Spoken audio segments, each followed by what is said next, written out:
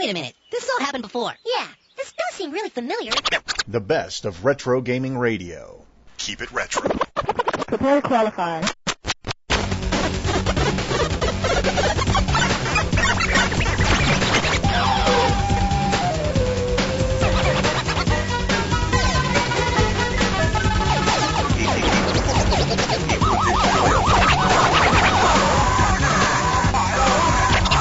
Retro Gaming Radio. Shane Armonroe, Brian Smith behind the mixing board. Keep it retro. Hello, folks. Welcome to the best of Retro Gaming Radio Volume 2. I'm Shane Armonroe, your host. Welcome to the program. Well, we have an exciting best of Volume 2 episode here for you, put together by the great flair, our intern, Fernando Garcia. We have a great show. Our editorial commentary is on the death of 2D gaming. Our 8-bit flashback looks at Prince of Persia in its many different forms and fashions. We look at Killer Instinct. For our 16-bit flashback, we talk to Bill Kunkel at the Classic Gaming Expo, one of the greatest interviews of all time. And of course, no episode of Retro Gaming Radio would be complete without a great story from my past. I look at how I got into collecting arcade games. All of this and much more on this special Best of Volume 2 edition of Retro Gaming Radio. Here comes another great audio commentary from the past, right here on the best of Retro Gaming Radio. This month we're going to discuss in our editorial commentary, aka Shane's Rant, about something very near and dear to my heart and also near and dear to the heart of many of my listeners. And that's the future, or lack thereof, of the 2D gaming platform. As you know, if you've not been hiding under a rock the last 5 years, the lifespan and the days are numbered on 2D gaming. In fact, there is only one source of popular gaming, console, handheld, or otherwise, that is prevalent of 2D gaming, and that, of course, is the Game Boy Advance. Now, many of you know my feelings about Nintendo, and I'm not going to get into them yet again, because that would make a boring show if I just kept talking about how much I hate Nintendo. What most of you don't know is why I have such a thing against the Game Boy Advance, providing you take the Nintendo out of it, take away all the Nintendo titles out for it, which, you know, most of them I didn't care for the first time around, when it was on the Super Nintendo. But if I can separate that for just a minute now, and I'd like to be as objective as possible, I'd like to tell you why I don't like the Game Boy Advance as a hardware unit. To me, in growing up with classic gaming and with gaming in general, portable gaming means something different to me than apparently it means to everybody else. Portable gaming means to me, play your portable anytime, anywhere. Now, we all know that's just not possible with the Game Boy Advance. Why? Because they chose not to offer you a backlighted option. Now, I know those of you who are big Game Boy Advance aficionados are going to say, yeah, but it doesn't drain the batteries in 4 hours like my favorite handhelds, the Atari Lynx and the Sega Nomad. I will grant you that the option for backlit or non-backlit would have been nice. Personally, I don't like my choices limited. If I want to burn through a set of batteries in 2 hours because I'd like to be able to see what I play, I'm not getting any younger. If I want to see what I play and burn through my double set of batteries in 2 hours, that should be my choice. I felt by removing the backlit option for the Game Boy Advance, Nintendo was once again telling me what I wanted in a handheld. What I wanted a portable, and it's not so much as important now as it used to be when I was growing up.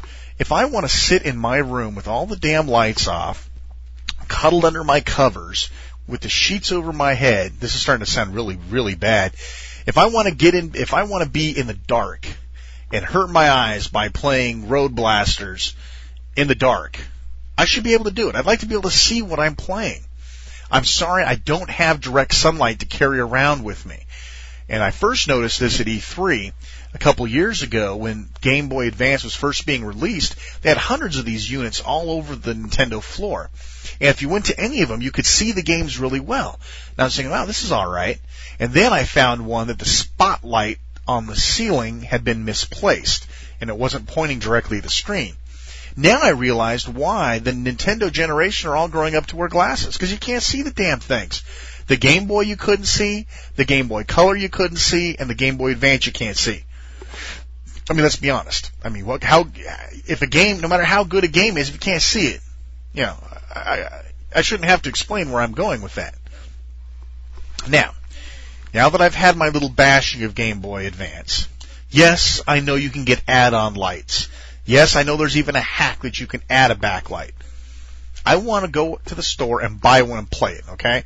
I don't want to hack it. If you carry around an extra light that requires another 2 batteries, you might as well just make the damn thing backlit, okay? Because that's exactly what the Lynx and the Nomad did, okay? Now, for those of you that have Lynx and Nomads, let me tell you a little trick. Get the D-Pack. It's like that big, giant belt clip battery pack that you put D batteries in. I play my Lynx on and off over the course of a year on a single D-Pack. That's not a bad investment. You know, the thing will cost you $10 and it'll cost you about as much for a set of batteries, but you got it all year long. And trust me, when you go through airport security, you're going to have to open it. And then they're going to go, ooh, what's that? And then you turn it on and they see that brilliant flash of color. People are amazed. I had like 3 airport security guys want to buy a Lynx as soon as I went through airport security. There's a little side story for you. But now that I'm done, you know what? I honestly want to tell you why I give props to the Game Boy Advance. Not because it's Nintendo, not because it plays Super Nintendo games, basically, but because it is the last path of 2D gaming left on the planet.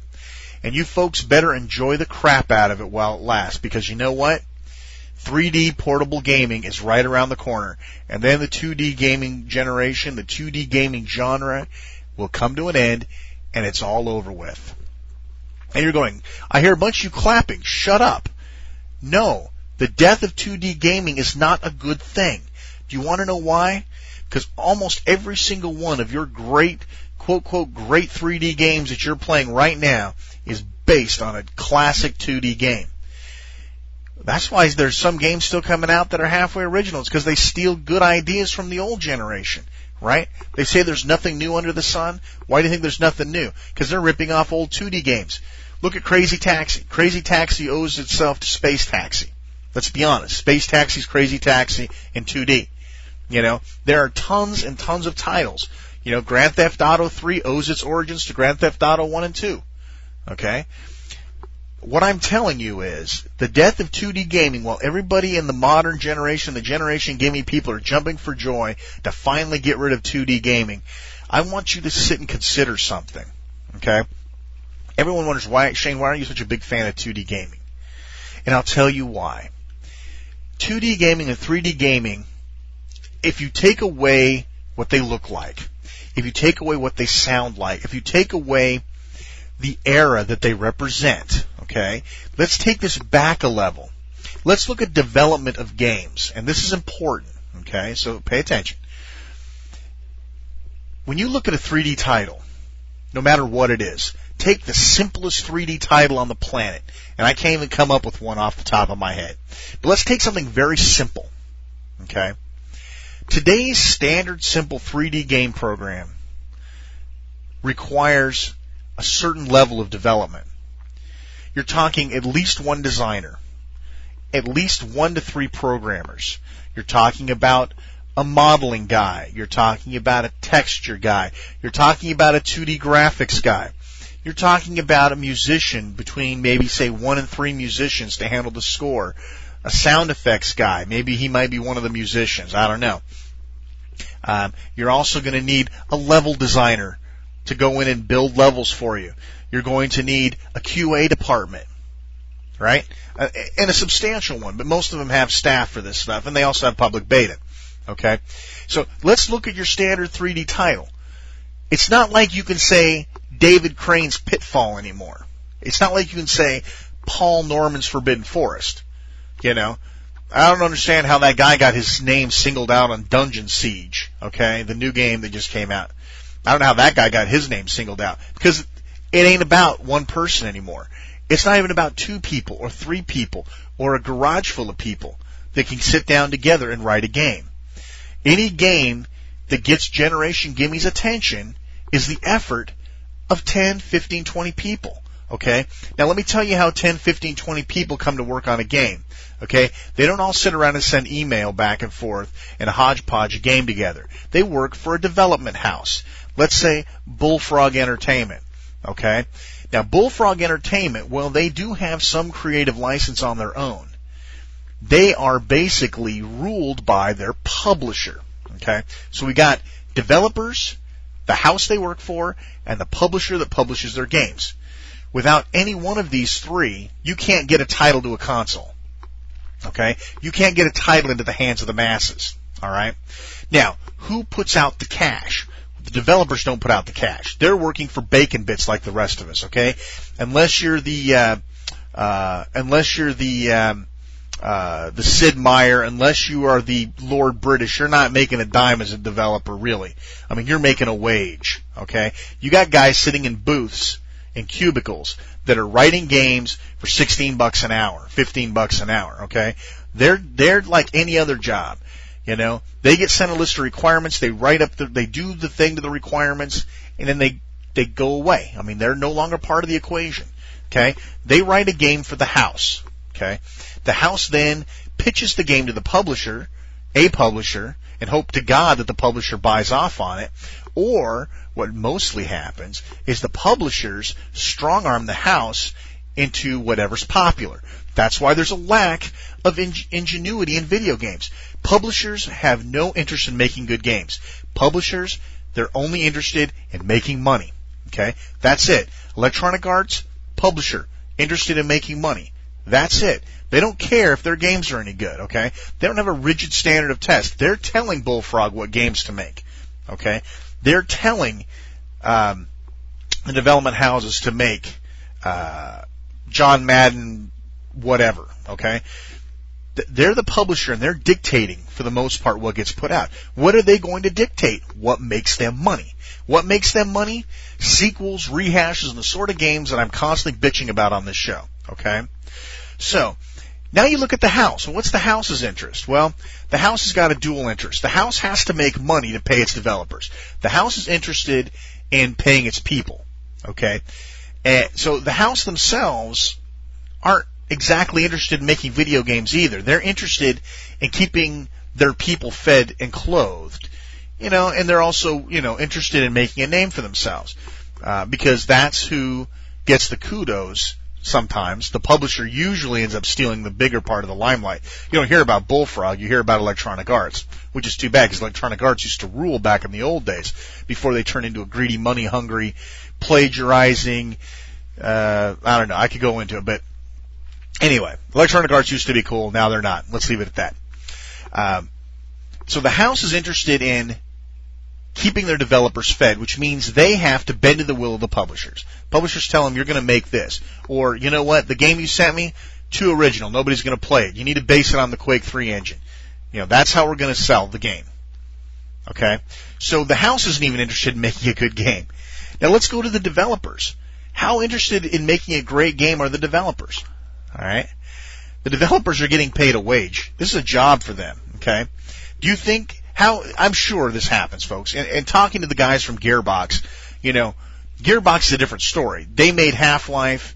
You know, they can dictate to the publishers, screw you, we're going to release the game when it's ready, and they can get away with it. But for the most part, you know, the house and the developers don't really have that option, folks. The publishers are pretty much pulling the strings. Would you like to get paid? It's out by Christmas, or type your resume. All right? So that's what comes down the pipe. Now, the game developers... How much pride, how much can they care about what they're building? So, what we're talking about here is big business, and that's what it all boils down to. Video games are a big business, and a big business is interested in making money. They happen to churn out a good game, and I'm not saying that every single development house is like this. I'm not saying that every single developer doesn't give a rat's butt about the game they're putting out. There are some people out there that will stay up. You know, I was talking to some guys, and, you know, one guy says, I have to sneak in after hours off the clock to get something into the game that wasn't budgeted in, but the game had to have it. I want to take this guy's shoes off, rub his feet, and kiss them. These are the people that are still trying to maintain some kind of integrity in this big business that we call game development. All right? Now, since we kind of strayed off the topic a little bit, seemingly anyway, I'm giving you a background. Let's go back now to 2D gaming, what I'm so afraid is going to die off. Okay? 2D gaming has almost always been a single-man project, a double-man project. There have been some very huge 2D titles, that were in the interim of closet developer to big business. Now, the closet developer, he's got to eat too, okay? But the closet developer, let's say Paul Norman, often had complete creative license on what he did. If not, at least he sat in on the meetings to decide what was going to be done. The developer working on the next Quake 3 ripoff game, I guarantee you, is not sitting in on the board to decide what game the house is going to make next. The publishers are going to basically say, it sure would be nice, wink wink, if you made a space flight sim based on the Quake 3 engine, wink wink. And the house is going to say, hasn't that been done? And the publisher's going to say, and the house is going to say, I love it. So they go back and they tell the developers, guess what we're going to make? Now, when you get down to the bottom level, does the developer have some say? Maybe. Maybe not. And I guarantee that the 3D developer, the 3D programmer, has a lot less say than the 2D programmer. So why does this matter? Well, it's a difference in what drives what. What drives the 2D programmer, what drives the 3D programmer. Okay? Yes, the 2D programmer wants to eat, but I've interviewed a lot of 2D programmers, folks. Their goal has always been make the most kick-ass game possible, because we know if we make the most kick-ass game possible, the money will follow it. Okay? We know we've got license to do this. Hey, you know what? Let's build a game around the failed Starfield that we were going to make for Missile Command that turned out to be totally wrong. Let's take that field and build a game around it. And hence came Demon Attack. There was a different paradigm. There's a different creative level. There's a different development level between 2D games and 3D games. And it's so apparent. You don't even have to look hard for it. You can see love and compassion in 2D games that you almost never see in 3D games. Every now and then you see something. You can almost tell when you play a 3D game when you see something that somebody added later, or off the wall, You can say, wow, I can't believe they let him do that. And chances are they didn't let him do that. He came in and did it on his own time because he wanted a cool game. He wanted something different about the game. The 2D programmers also had the challenge of working in a fixed environment. A Commodore 64 did not give you a lot of playroom. There was no get a GeForce 3 instead of a GeForce 2. There was no put another 64 megs of RAM in. There was no get a better sound card. There was no install a better version of DirectX. It was basically a closed system. That's why console games often tend to have a different feel to them than computer games, than PC games. There's a totally different feel to it. And I know that my audience understands what I'm talking about. The closed system always strives you to make it better and work more miracles than what you could have worked if you had the option to expand your system requirements. That's a challenge. And the problem is challenge takes time. Time does not fit into a publisher's window. If it ain't out by Christmas, we're going to miss the window. If it's not out by Thanksgiving, we're going to miss the window. If it's not out before summer, we're going to miss the window. Okay? That's what they worry about. They worry about windows. The poor 2D programmer's like, oh, damn it, how in the hell am I going to squeak another K out of that so that I can add this extra guy? I mean, that's what the 2D guy is worried about. So he's always trying to make his code tighter, better, and faster so he gets more crap done in less amount of time.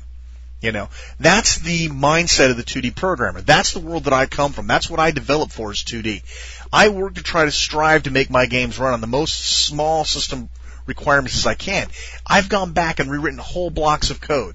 I've gone back and optimized routines. I've gone back and resampled my sprites and my graphics down so that I could fit just a little bit more, so that I could make the P2 450 less than 5 megabyte cutoff that all of us shareware authors struggle to make. And to me, there can't be any harm in going back and trying to make a product better. And I believe that the 2D product line, the whole 2D paradigm, was driven for the idea of more for less. You know, in the 3D paradigm, what you see is, God, I can't wait until the next generation console comes out so we can do this game. Or, you know, I figure that the GeForce 3 will be widespread by now, so we can go ahead and target our game to use that.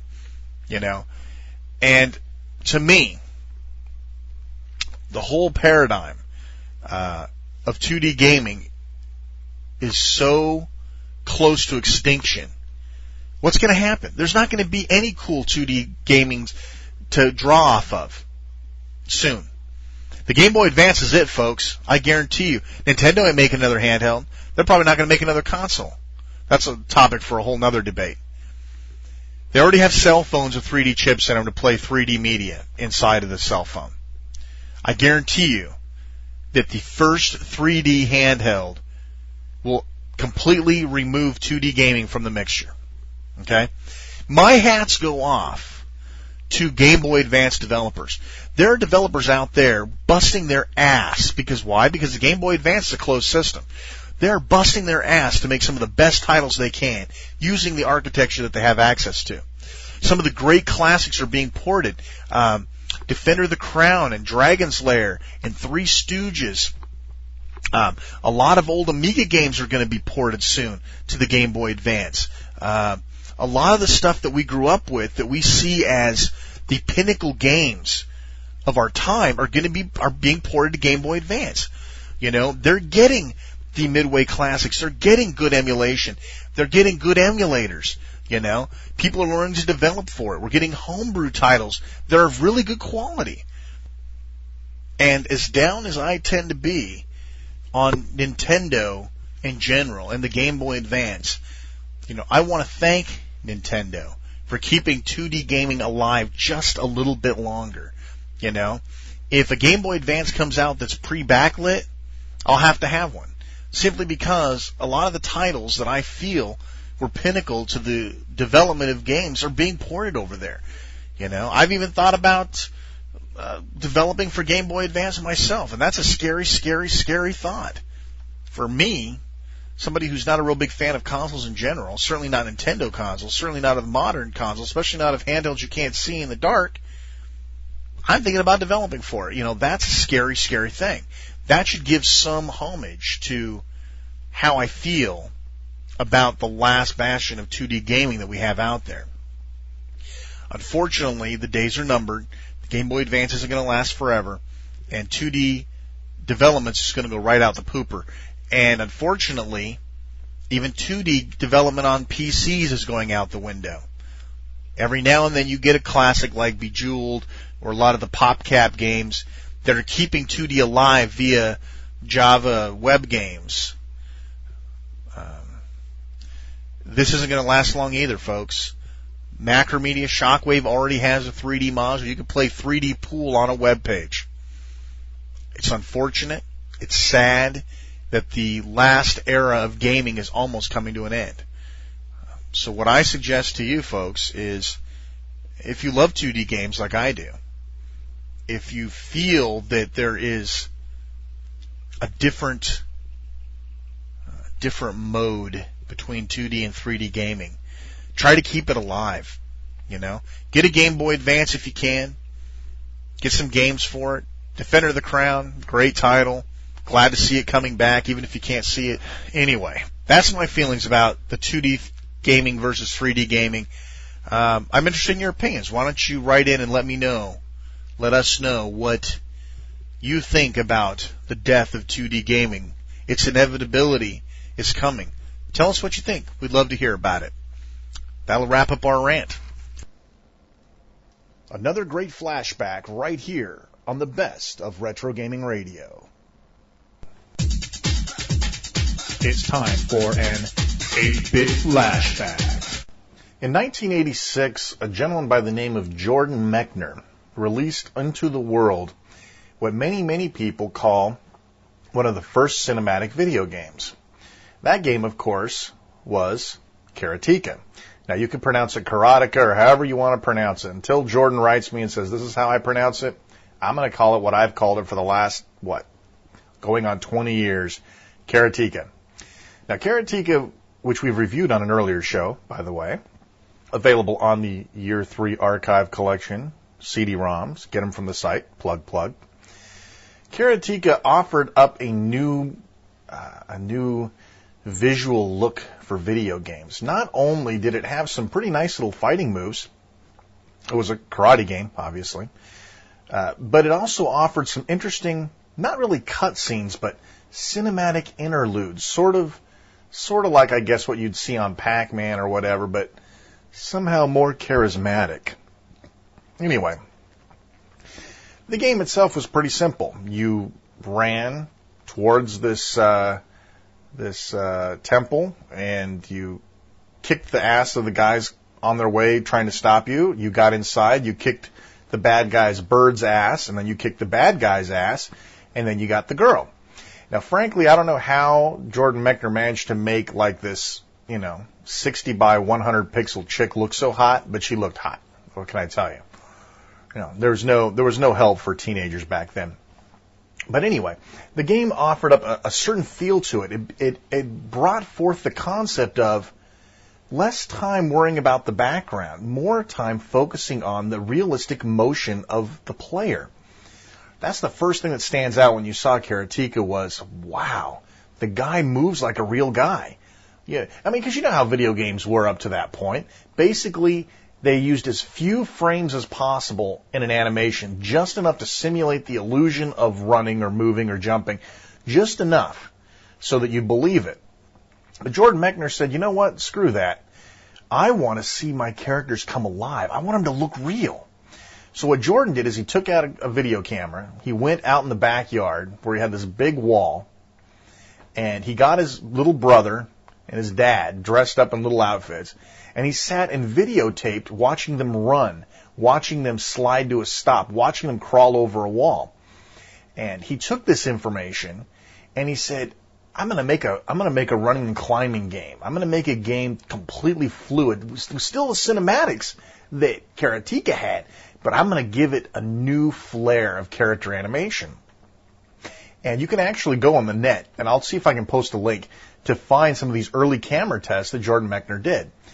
And I believe he used some zoetrope technology as well, which is another animation technique, and took those pieces together. And if you actually look at the footage of his brother running in this white sheet, it's totally funny.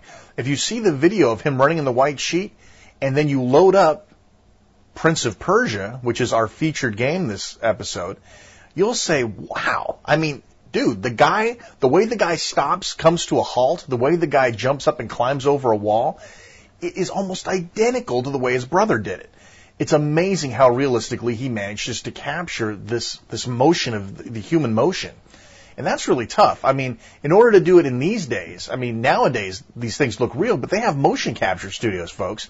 I don't know if you've seen how this stuff works, but they get an actor to go into a big room, a big blue screen room, and they put on this suit that has little sensors all over it, and they have him run, do flips, jump, do whatever, and they actually capture this motion live and apply it to three-dimensional models. That's how they make them look so realistic. Dude, this guy hand drew this stuff over video, basically, of watching his brother run. Fantastic stuff. Anyway, it all came forth into a game called Prince of Persia. Now, I am willing to bet that everybody within the sound of my ears right now has seen Prince of Persia, has played Prince of Persia. Like it or not, you've seen it, you've played it, and you know how I can be sure of that? Because it is available on just about every platform known to man. And for the purposes of this show, I looked at the following versions. The Amiga version, the Apple II version, which, by the way, was the origin, the Game Boy Color, the Sega Genesis, the Nintendo Entertainment System, the PC, the Sega Master System, and the Super Nintendo. I looked at all of these versions in detail, trying to come up with the strengths and weaknesses of each version, and what made the game so popular and gave it the staying power to go across all of these platforms and to still make money. In fact, it made so much money that they proceeded to make a Prince of Persia 3D a few years ago. And honestly, as soon as they turned it 3D, no offense, I mean, I'm not trying to be a 3D basher in general, Prince of Persia does not work in 3D. I'm sorry, it just didn't work out.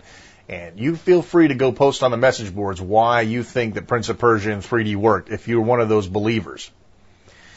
Okay, for those of you who may not have ever seen Prince of Persia, first of all, shame on you. I mean, this is like one of the great platform games of our time, okay? The basic principle is easy. Your girlfriend's been snagged by the evil desert dweller, Jafar or whatever. Yeah, I'm sure Disney just had a great time with that. It's been captured by the bad nomad guy. You have 1 hour before he forces her to marry him and something bad happens. I don't know. You know, don't hang yourself up on the story here, folks, okay? The greatest video games of our time had almost no story, okay? So you're dropped in this dungeon. You've got 1 hour in real time hours, to go and find the girl, kill the bad guy, and get the hell out. Now, I never finished Prince of Persia. I played it an awful lot, though. And I'd say I probably got, 3/4 of the way through the game. Of course, just running around the dungeon wouldn't be any fun. Occasionally there's some bad guys that you have to sword fight. But let's be honest, this is not a swashbuckling game here, okay? This is a game about precision, running, jumping, and to some extent puzzle solving. Here's what's cool. The game itself is littered with traps, which come in the way of these metal chomping doors, which is really cool, and I'll talk more about those later. They have these spikes that come up from the ground. I mean, it's the sort of stuff you expect to see in a dungeon. There are platforms that drop out from underneath you after you walk on them too much. There are levers that you actually run up and push by stepping on them that affect other items. They open doors or do other things to give you the ability to finish the game. A lot of people thought it was too simplistic, but you got to play it long enough to get to the interesting parts to it. The first parts of the game are simply run, jump, time, climb, hit the sensors, don't hit the closing sensor after you hit the open sensor on your way running to the door that the first sensor opened. Watch out for falling stuff. If you fell too far, you lost a health point. You could pick up little potions. The potions were totally cool, dude. The sound effects owned. That you could pick up these potions and drink them, and they would help you revitalize your life. And eventually you get a sword. Once you get a sword, then you can go back through the maze the dungeon you came through, and go to the next part of the dungeon by swashbuckling this Arabian guy that tries to kick your butt. It's not a real heavy combat game, okay? There's some combat, but it's not heavy. What made this game stand out? The first time you see the guy drop from the ceiling into the dungeon, you're going, whoa, because this guy is totally fluid. I mean, the motion, there must be like 40 frames for everything that character does, at least. The way that he runs, the way that he jumps, the way that he climbs just freaks me out. It's almost too realistic. It doesn't lend itself to the illusion of a video game. It feels too real. But some of the really cool aspects of it were the ability to run and jump and grab walls before you fell to your death. There are actually times when there's a huge chasm that you have to run and jump at just the last second. And as you hit the wall on the other side, there's no way you can completely make it over the chasm, but you catch the edge of the walls by your fingertips. And basically you're sweating bullets, because if you accidentally shake the joystick or something, you'll fall off. But these last minute saves, it's very classical. It's very classical in nature in terms of like the old swashbuckling movies, the old, what's the word I'm looking for? The old run, jump, adventure movies, Errol Flynn style, where they're running and swinging from trees and crap like that. It's got that whole feeling about it, that narrow escape, You're running along, you're all quiet because sometimes these skeletons jump up from nowhere. There'll be like bones all over the place. And you'll be walking by these bones and nothing happens like 90% of the time, but every now and then one of the skeletons will jump up and come at you. See what scares the living crap out of you. It's like, early Resident Evil style stuff or early Silent Hill. It scares the crap out of you. And of course you don't have your sword drawn all the time so it kicks your ass. But, there's all sorts of these surprises. you'll be walking along, you'll be all walking really quiet and soft because you don't know what's coming in the next room. And you'll walk onto one of these platforms that falls under your feet, and you have just a half a second, you hear this clunk, clunk, clunk, clunk, and then it's like if you don't move, it drops out from underneath you. Well, one of the things you can do is if you drop through a hole, if you're fast enough, you can catch the ledge. And there are times when the ground drops from underneath you, you catch this ledge, and you're sitting there swinging on this ledge. And the animation is so smooth, and once you're so jacked up into this game, it gets to the point to where it's like, you don't want to stop playing it. It's totally addictive. And once you get beyond the beginnings of the game, you get to these really cool things. I call them monster doors. I don't know what else to call them. They're these giant metal doors in the shape of jaws, basically. And they sit there and they open and close with a distinctive pattern. I don't know how else to describe it, but they slam these little jaws shut. And if you happen to get caught inside of one, the little sucker snaps you in half. Again, the sort of violence and the gore and the profanity I was talking about earlier with Ripper, all of these things were really taboo in video games. Forbidden Forest had a lot of gore, but, this was like a real mainstream title that everybody saw.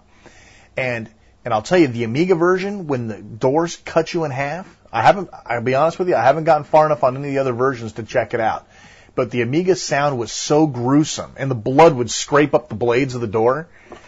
Unbelievable. I mean, it was just totally cool, totally engrossing, and I played the living crap out of it for hours and hours and hours. It was a great game.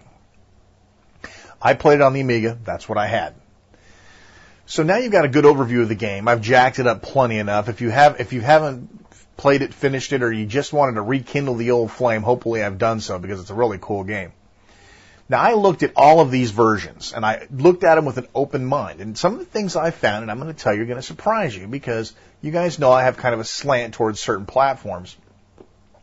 One thing I'd like to point out that's very interesting is the fact that this game was basically made for every platform under the sun, and a lot of platforms that I didn't cover because I couldn't find the images to try it out, or they were just hard to come by, or the emulators, there were no emulators available. There were still a couple of other versions.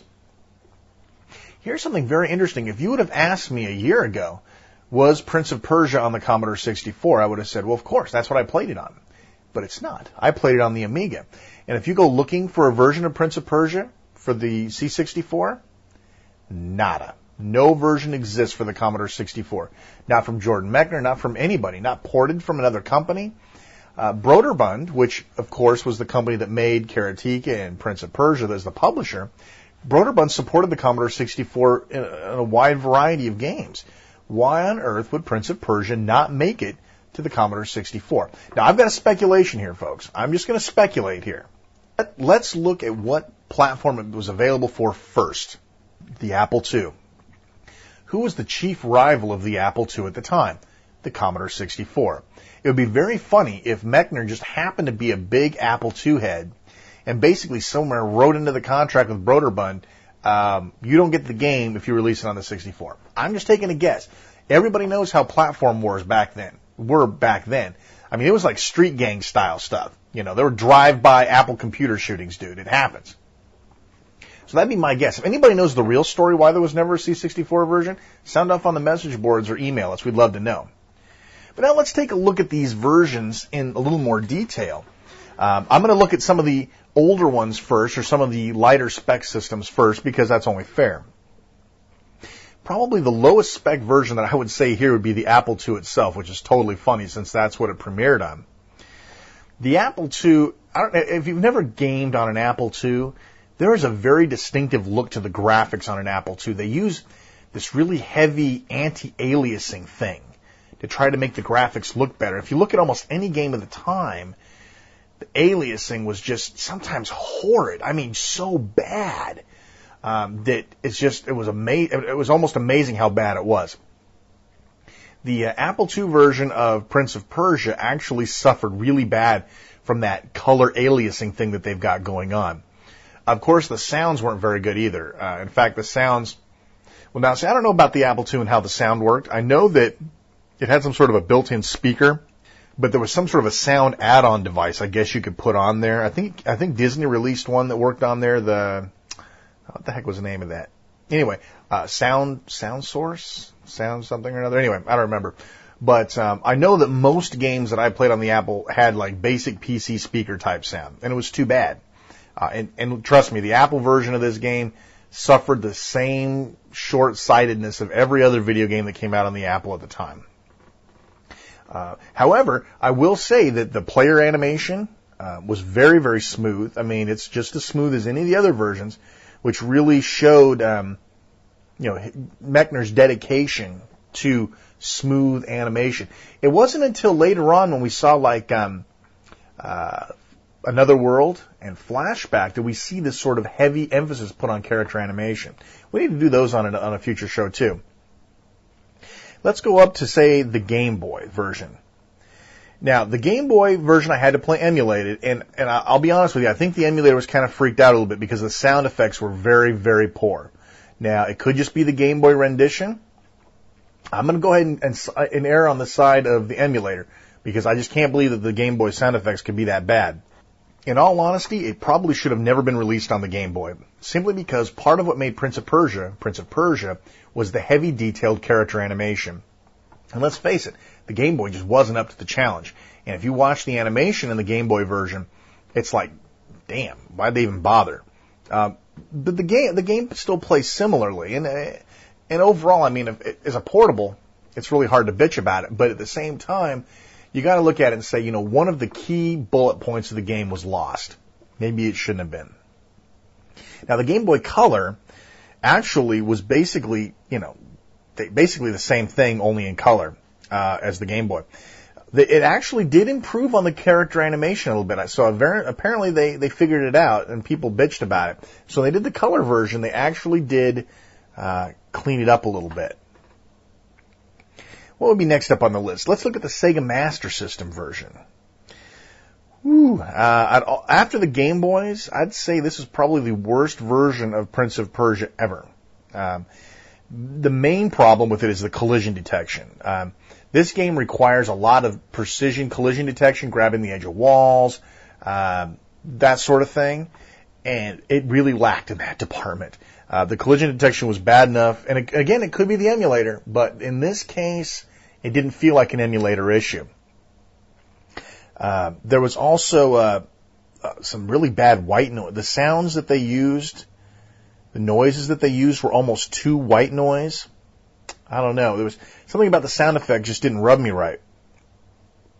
And it actually looked like the Sega Master System version used some sort of different levels than the original game. Most of the game ports, they all had the same level. The dungeon was the same layout.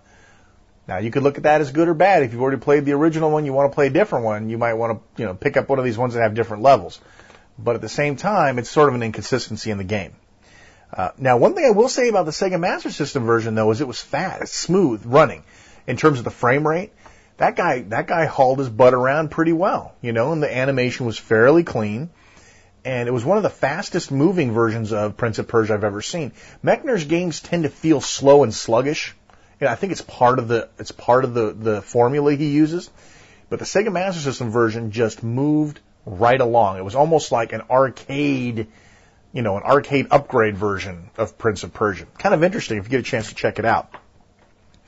What's next on the agenda? The Nintendo Entertainment System version, the NES version. This was actually a surprisingly decent version of the game. The sound effects were actually very well done for a Nintendo game. The character animation, though, like the Game Boy, the character animation took a hit. And I'm not sure exactly why. But when you watch the characters move and you watch how they operate, it's just, there's a missing element to it, And again, that's one of those things that you look at a game that one of the basic selling points is the character animation, and you got to ask yourself, why did they cut in that department? And when you lose the animation, you lose the fluidity of the characters, and that really happened in the NES version. The music was downright annoying. I didn't notice if there was a way to turn it off, but after like the first 5 minutes of playing, I really wanted the music gone. Now, what was really interesting about this is like the Sega Master System version, the play was very fast and arcade-like. And in this version, in Prince of Persia, that fast speed actually kind of works. Going back and playing some of the original games of Prince of Persia that actually ran the speed that I expected it to, it got to the point where I sort of thought to myself, it probably would have benefited from being faster, and they could have done it. So that was a big selling point on the NES version. The other thing about the NES version, if you look at all of the other ports, Genesis, Super Nintendo, even the Sega Master System to some extent, the graphics on the NES version were very simple. They're the same sort of style as the Apple II, but cleaner. The Apple II version, the colors just horribly dithered. But you look at the NES version going, it's simple. It's dark. The lines are well defined. It's got a very pleasing but dark version to the whole thing. And to me, that's how I grew up enjoying Prince of Persia. Very simple, but it worked. It gave you the feeling of dungeon. Dude, it's a dungeon. It's supposed to be pretty. It's supposed to be dark and dank and creepy. It's not supposed to be filled with, bright, festive colors. It just doesn't work out that way. So the Nintendo actually worked out very well for that. Let's move on. We got a few more here to get through. Let's look at let's see, what do I got left on the list here? Let's look at the Genesis version of Prince of Persia. Genesis version of Prince of Persia they put some money into that version of the game. They actually had some very interesting intros. They had, I don't know they weren't actually digitized, but it was interesting. None of the other versions had an intro to them. They showed you being rolled down the stairs into the dungeon. And it's like, wow, where'd that come from? I don't remember that. That was kind of a neat touch. The graphics were very clean. They didn't have the simplistic look that the other ones did, like the Nintendo version. They added extra graphics, more bones laying around. They put forth a little more effort into. They put like doors on the walls, doors that don't go anywhere, things like that. They added extra elements to the dungeon when it worked okay without them. I didn't think it needed it. Now the good news was that the character animation was up to snuff. I mean, it was smooth when you were hanging from the floor. It's just you swaying back and forth right. The graphics were nice. Thank you. The music for the Genesis, the Genesis I've gotten to expect to have decent music behind it. And honestly, the music wasn't very good. It was okay. It didn't annoy me like the NES version did, okay? The NES version annoyed the crap out of me with the music. But the Genesis music was okay, just not great. One thing about the Genesis version that I noticed that no one else seemed to have was a very good dynamic lighting effect. The sconces that burned on the walls had this cool flickering light about them. It was a nice touch. They didn't have to do that. It didn't detract from the game, and in reality, it didn't really add anything to the game. But it's something that catches your eye, and you're going, hey, that's pretty cool. Now, the next one I'd like to do is the Super Nintendo version. Now, I know what you guys are thinking. You think I'm going to come down on SNES big time. The honest truth is, I'm not. I like the Super Nintendo version of the game. It had some very nice Z-layer graphics. In other words, as you walked through a pile of bones, there were bones in front of you and behind you. Nice touch. Didn't really detract from the game. It was a nice add-on. It gave you 120 minutes versus 60 minutes, which I thought was kind of weird. And I found out a little bit later on why they give you more time. The dungeon is different, and I'm assuming bigger. They tried to give you more playtime by making the dungeon bigger and giving you more time. Not sure I really appreciated that part of it. There's some things that you can take with you. From platform to platform, from game to game. When you get a Pac-Man game, there's always 4 ghosts. That's something you can take with you. Unfortunately, this, and again, it might have been a better thing. It might have added more value. It also changed the levels and that sort of thing around too, which to me sort of breaks the characteristics of the game. Now, one thing I will tell you, the SNES version had awesome music. It had the best music of any of them.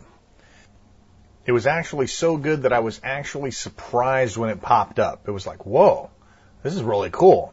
I just sat there and kind of listened to the music for a while, which was really nice because, you know, the other versions of Prince of Persia, the music was, what's the word I'm looking for? Utilitarian. It was there, it was subtle, it worked, but that was about it. The Super Nintendo version really jumped out and said, hey, listen to how cool I am. So that was kind of nice. The game almost had too good of graphics. Isn't that kind of weird to be able to say that a game had too good of graphics? The game was so lush that it almost detracted from the original feeling of the dark, dank dungeon. It was too pretty to be a dungeon. The graphics were real vibrant and bold colors. The guy was actually dressed up like a little Aladdin suit. And there was something about it that just, to me, it felt like a, not as a port, not as a version of Prince of Persia, but like Prince of Persia Deluxe, you know? Something that shouldn't have been actually carrying the same name because it was too good to be the original, you know? You know what I'm saying? Does that make sense? Probably not. But there was something about Prince of Persia as I played it on most of the other platforms that said, yeah, this is where I spent my time. I made the characters look great. The dungeon looked horribly dank and black and dismal, and that worked. And that was the way that I expected it to be. And the NES version or the Super Nintendo version was just too bright for me. But the animation was very smooth, very fluid, as you would expect it to be for a 16-bit version of the game. Of course, the sound effects were actually pretty good. The sound effects is one thing that every version of the game suffered from, aside from our last version, which if you've noticed I've saved for last, is the version that I played the most, which is the Amiga version. Now, let me tell you what. If you looked at the NES version screenshot and the Amiga version screenshot, they looked identical, which led me to believe that the Amiga version was actually an NES port, because they could have very easily done what they did with the Super Nintendo on the Amiga. I mean, it wouldn't have been a problem at all for them to make a DX version of Prince of Persia for the Amiga. But they didn't. They chose to keep the simple dark dungeons, the very fluid, bright characters, and to me that worked out really well. And that's what I've grown to expect from Prince of Persia. Otherwise, the music was not as good as the SNES version, but it was what you would expect from the Amiga. It was good. The animation, of course, was completely fluid. Everything looked like it had, 80 frames of animation apiece for all the characters. When you swang, when you dangled, etc. I mean, it was just very fluid and realistic. Now, where the Amiga version actually outshined every other version that I looked at was the sound effects. The sound effects in the Amiga version are like production quality. They sound like they came from a movie, which is very nice. I mean, to me, music and sound is one of the very big elements of video games. It's one of the things that can define, two different identical versions of the game. One has good music and sound effects, the other one doesn't. And to me, that's really what made the sound stand out on the Amiga. When the monster doors chop you in half, dude, it almost turns your stomach. Because you can actually, if you close your eyes and heard that thump sound when you get chopped in half, it almost makes you nauseous. That's how good it was. And of course, the clanging of the monster teeth was just, stereo, crisp. It just had a lot going for it. And that gave the Amiga, that was its prize. That was the Amiga prize for this review of Prince of Persia. What was the best version of Prince of Persia that I saw? It's really hard to say that. I could tell you what was not my favorite version of the game. I could tell you that the Game Boy and the Game Boy Color were not my favorite versions. I could tell you that you'd have to pay me money to play it on the Apple. Oh, hey, you know what? I forgot to tell you about the PC version. Imagine that. Totally crazy. The PC version of it was actually an NES port, the same basic blunt graphics that the NES and the Amiga had. So that was okay. But they had that big, large, pixelated look. You know how the old DOS games had that really giant pixel look to them? It suffered from that same problem.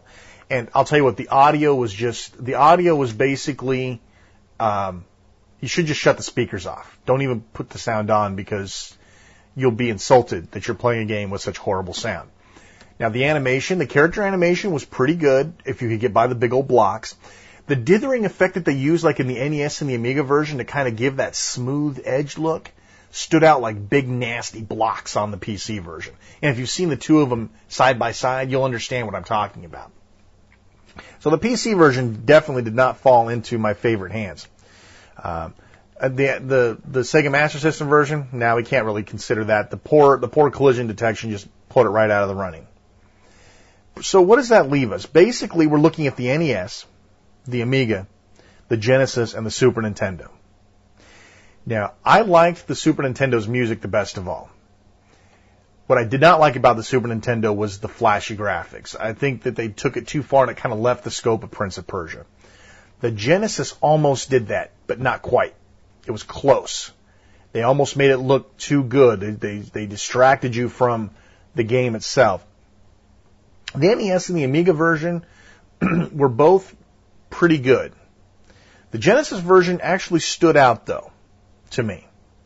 The music drove me crazy, but the animation was fluid. The graphics were clean, but not too clean.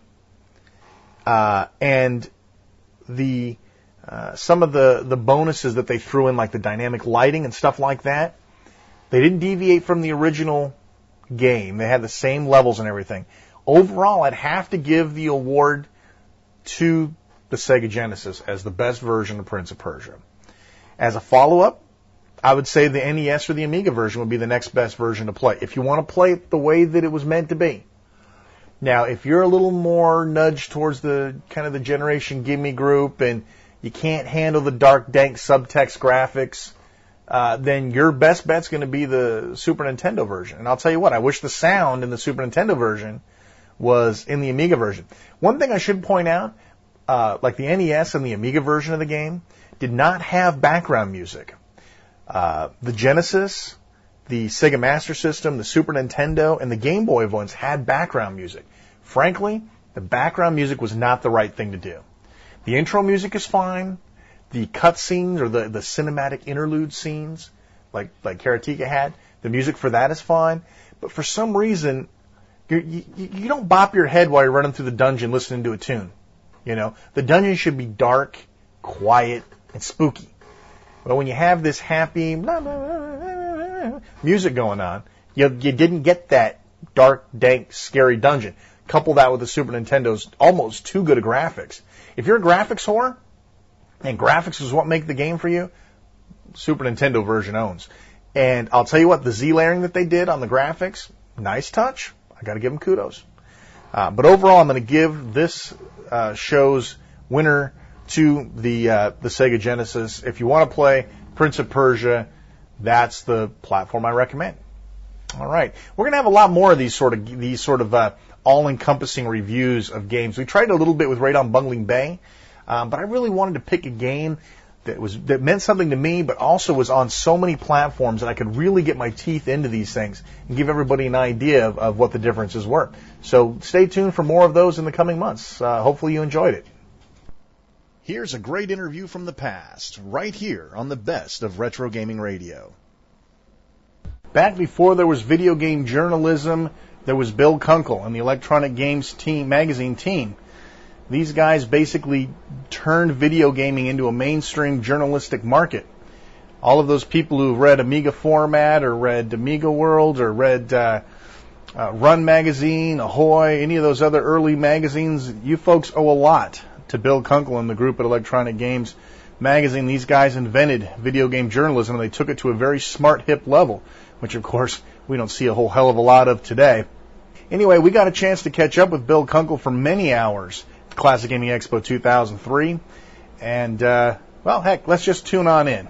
This is Shane R. Monroe at the Classic Gaming Expo 2003. I'm here with Bill Kunkel, one of the original founders of Electronic Games Magazine. See, I got that right. We'll have to edit that, though. Well, there were about 5 variations, actually, after we came out. Within 6 months, there was every, variation you can come up. Electronic Fun and Games. I remember that one. So, yeah, there were a lot. But and speaking of which, Games Magazine didn't like us calling ourselves Electronic Games. They made us make the word electronic much bigger than the word games. That's funny. That's funny. So we've kind of run down a little history offline. Let's go ahead and go through again. Give us the progression, the Bill Kunkel history from then till now. What you've been involved in, so they get a very good grasp of what you've done. The whole thing?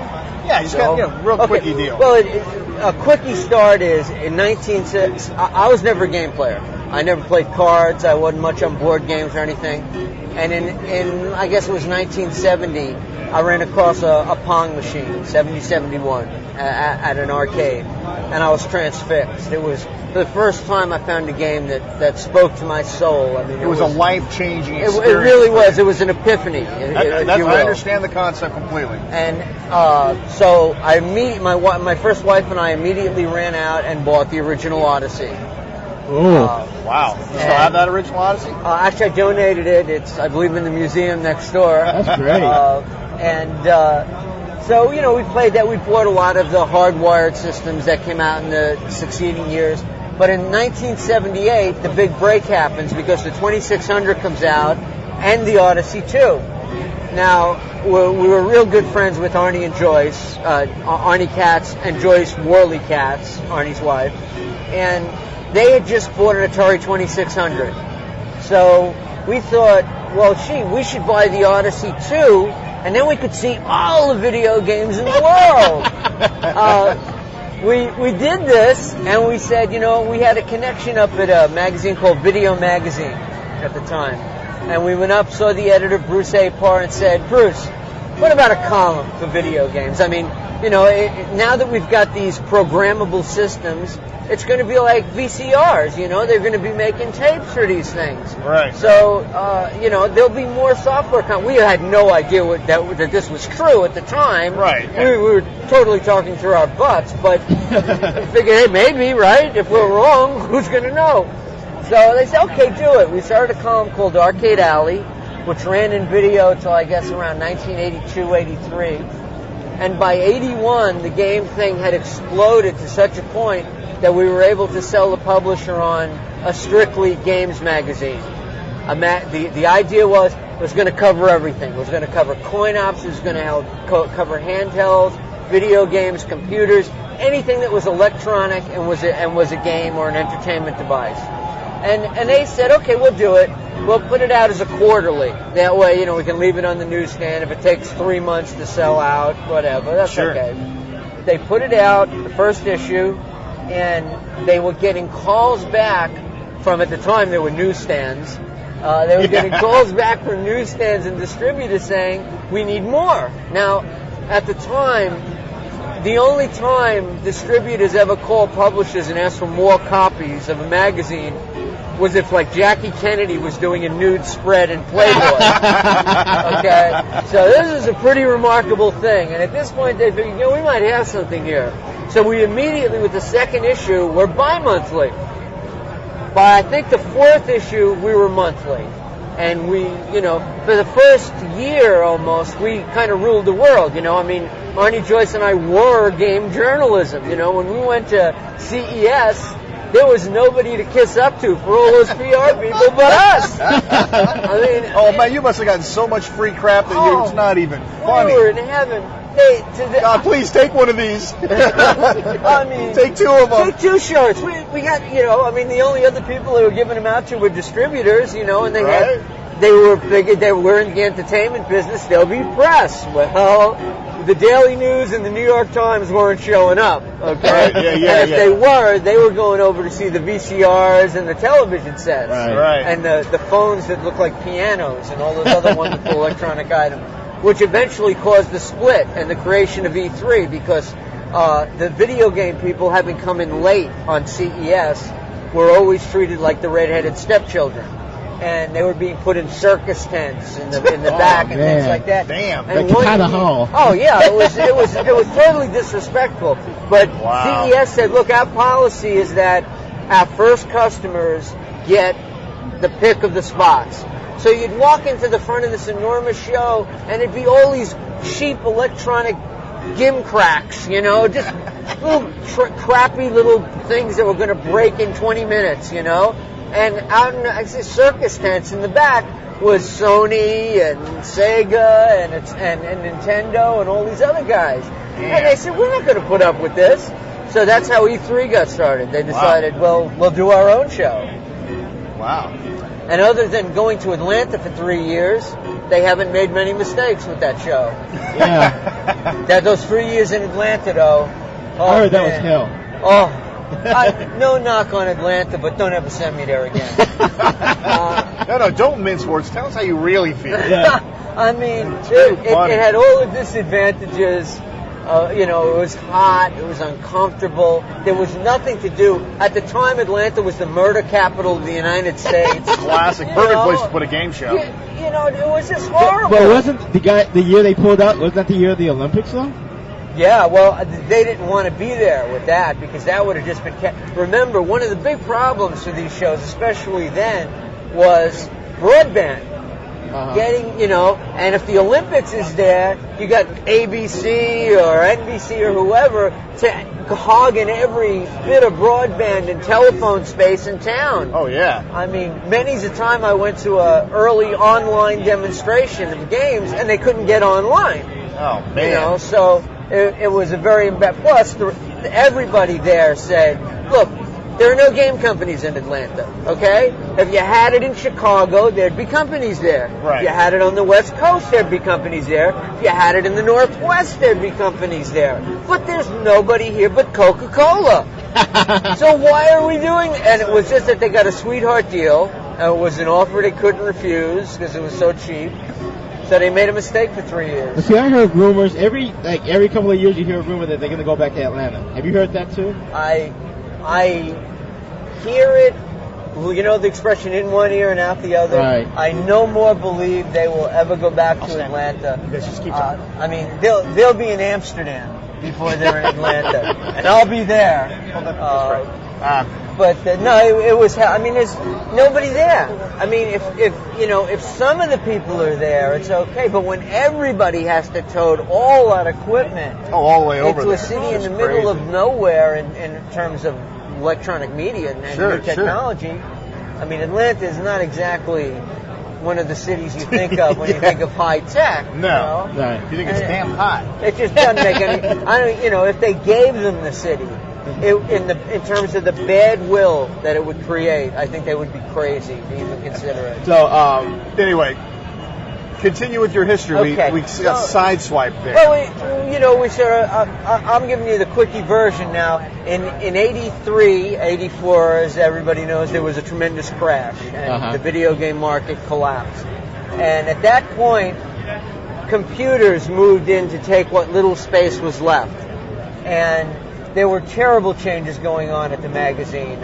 We had a sales rep who kept saying things like, you guys use words like fun way too much in your magazine. There was an actual perception at the time that games were like bad things. They were old things. We had moved beyond games. Now that we were playing on such marvels of technology as C64s and VIC-20s, we should be doing something more important, right? We should be doing simulations.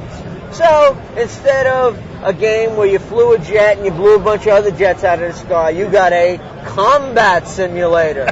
But they didn't stop there. Oh no, they didn't stop there.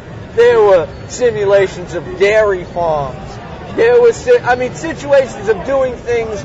To me, a simulation should be something skydiving, right? Flying a plane, something that you would like to do maybe in real life, but it'd be very expensive. Right. It'd be very scary. It'd be very inconvenient. It's an escape thing, not something that would make it like work. Exactly. I don't want to sit there and plow the fields virtually. We're doing the North 40 tonight. Log in. Damn, tonight, get my guy out there and fix some cotton, That doesn't work. I mean, what's the fun in that? But it was a simulation mania, and like we could see, the magazine every month was dropping in ads because companies were dropping out. I mean, so there just weren't that many companies to advertise, and you couldn't run the business deal we were on. I mean, to give you an idea how successful Electronic Games Magazine was, we started in the winter of 81. The first issue was, in fact, winter 81-82. By 1983, early in 83, we were down right near the Bowery, downtown Manhattan. Our bosses were able to buy the penthouse floor, the entire penthouse floor of the Grumbacher building in New York, which is on 34th Street and 10th Avenue, right across the street from the site where they were building the Jacob Javits Convention Center, to give you an idea of the location. Right. They paid cash and got it. Wow. And made an agreement that they would fix all the gargoyles and stuff that were, hanging around the top of the building, all the masonry and all those repairs, that they would take care of that too. They spent millions, and they had millions in this magazine. And I had an office to die for. I mean, if they put me in charge of sewers in Las Vegas, and we don't have sewers in Las Vegas, and they put me in an office like that, I considered a job. It was, it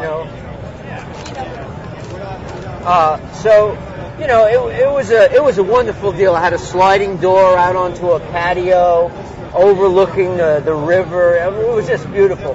And then within a year and a half, it's all gone. The whole thing. And the perception at the time was a lot of the retailers were saying, this is a fad. This is hula hoops. Right. This is technological hula hoops. And so the minute the sales started dropping, their perception was the fad is over. Right. Okay, start selling these games for $2 and, get them out. And the minute people start seeing these games selling for $2, they're like, well, how good can a game be if they're selling it for $2? Exactly. Perception of value. The market died. Now, of course, a lot of that was an illusion, because through all those years in Canada, companies like Activision were quietly making tons of money selling their 2600 games. Atari was quietly selling tons of 2600 systems. People were still buying them, but in America we had the brain set that the game systems had been the doorstop, the foot in the door, and now we had moved on to computers, and there would be no reason to go back to these game systems again. Right. So, 86 at CES, Scott Orr, who was president of GameStar for Activision, did all their sports games, started the Madden franchise, all those. He comes over to me and says, Bill, you got to see it. It's the greatest machine at the show. It's called the NES. This is company Nintendo's got it. I go over and look at it, and I see a little robot picking up blocks and moving them over. And I went back and I said, Scott, whatever you've been smoking, can we go to your room and do some of it? And he says, I'm telling you, this is going to be huge. And I said, you're nuts. Who's going to buy a robot picking up blocks? Well, see, he saw what I didn't see. He saw the system underneath that stupid robot. And the minute they dumped the robot, and as you know, I was right, Nintendo failed. Nintendo who? Who? Exactly. So Mario who? That all of a sudden, there's an interest in video games again. And we had been writing for Analog, which was one of the many computer magazines, and Ahoy, which was a C64 magazine. Ahoy. We were writing for them to stay alive at the time, and we had begun designing games. Interplay had given us a chance, basically saying, put your money where your mouth is. You guys have been criticizing our games here for 3, 4, 5 years now. Let's see you do something. So we started designing games, and over the next, I still design games, and as Subway Software, we probably did, 20 games, over various systems over the next bunch of years. So that helped fill in the dead spots when the magazines weren't going. But Analog sold out, and Lee Pappas, who owned it at the time, took Andy Eddy, his editor, and they moved over and they started video games and computer entertainment. And they took care of the video games, ironically enough, and Arnie Joyce and I did the computer coverage. So it was kind of like a split magazine for a long time. We did that for about 4 or 5 years, and then we met, I'm blanking on his name, Sendai, the guy, Steve Harris. And I ran into Steve, and we had a very pleasant conversation. And the next thing I know, we're in negotiations with my agent to restart Electronic Games, because the title had fallen into public domain because it hadn't been used in 8 years. So we restarted Electronic Games magazine at that point. And that carried on. That ran for another 4 years or so. And after that, it was websites and new magazines here, there, and everywhere. And basically, consulting, anything they'd pay me for. This was, I love doing this. This is what I knew. And I wrote strategy books. Like I said, if there's a way to make money, other than programming, if there's a way to make money in this business, I've done it. I'm even teaching classes in game design at UNLV here in Vegas. I live here. So it's worked out great, and I'm still here. After 1978 to 2003. You're still here. Still here. Still working it out. What would you attribute, since you were like in the bowels of this whole industry? Nice term. Thank you. I like the term bowels. It works. God, I gotta go to the bathroom. The video game crash, you would attribute to what? If you could say, like in 2 sentences, 3 sentences, what caused the video game crash from your perspective? As with most things, it's not just one thing. It's never just one thing. A lot of it is what I talked about before. The retailers' absolute belief that this was a fad, that this was Pokemon, that this was Beanie Babies, that this is Cabbage Patch Dolls, that this had run its course, and it was over. And we were what started that mindset? Well, you can see the progressive fall, but what started the initial, it's over? What started it was, remember, Nintendo always said, we learn from the mistakes of the past. And they did, and that's why they've been a successful company. And the mistake they saw that Atari made was Atari did not control the third-party software market in any way, shape, or form. And as a result, the market was totally flooded with bad games, mediocre games, interesting games, but were in fact unplayable. Right. And all it takes is spending $30, $40 on a game that absolutely eats it. And your interest in buying more games for that system starts to die. The next thing that happened was Atari said, well, we've got to go to a next generation technology. And Americans had been looking at it like, excuse me, since 1978, we've been amassing these software collections, and now you're telling us these games, we've got to throw them out and start rebuying them in this new 5200 format? Then, of course, there were the joysticks on the 5200, which I won't even get into. That's shooting the other foot. Exactly. So, with Atari out of the picture, there was nobody strong enough to carry the market. Right. Coleco wasn't strong enough? Coleco started off like a house of fire. Yes. Yeah, what happened to Coleco? Adam. Well, yeah, good point. A lot of it was personnel. They lost Mike Katz. When Mike Katz left as president of ColecoVision, they lost one of the most visionary individuals in the history of this business. And that kind of loss is how do you make up a loss like that? A guy who knows everything about the business, has been in the business forever, and really understood it. And suddenly Coleco, you realize they were originally the Connecticut Leather Company. I did not know that. Yes, that's where their name comes from. Yeah, they used to make shoes. They made swimming pools and luggage and stuff like that. What did these guys... If you go into the museum and you look at some of their early hardwired games, they produced some of the most incredible, grotesque monstrosities. The ones with the light gun sticking on one side, the steering wheel. Oh, yeah. They see some of those in the museum. God, it's like, it's a wonderful, freakish exhibit at a museum, but as a retail item. Where do you market something like nightmare. That? Yeah, where do you put that? Do you put 5 on a shelf? Exactly. And then, of course, Coleco had this little project you may remember called the Atom. Yeah, we're intimate. There you go. Well, I won't speak about former lovers, but you probably heard the first time they showed the machine at a CES, it was in fact an Apple II. Underneath, I never knew that. I heard about that. Don't sue me if there's anybody still alive at Coleco, but that was the word.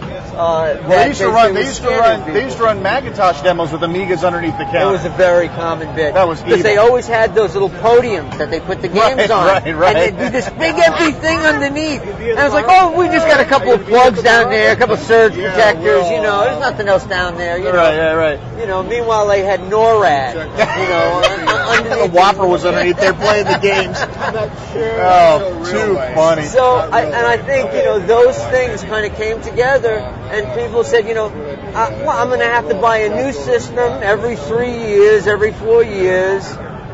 Computers are happening. They're becoming expensive. They're becoming accessible. And remember, we had people in the game world in those days had no technical comprehension. I mean, we knew that the Atari 2600 was a 2K system.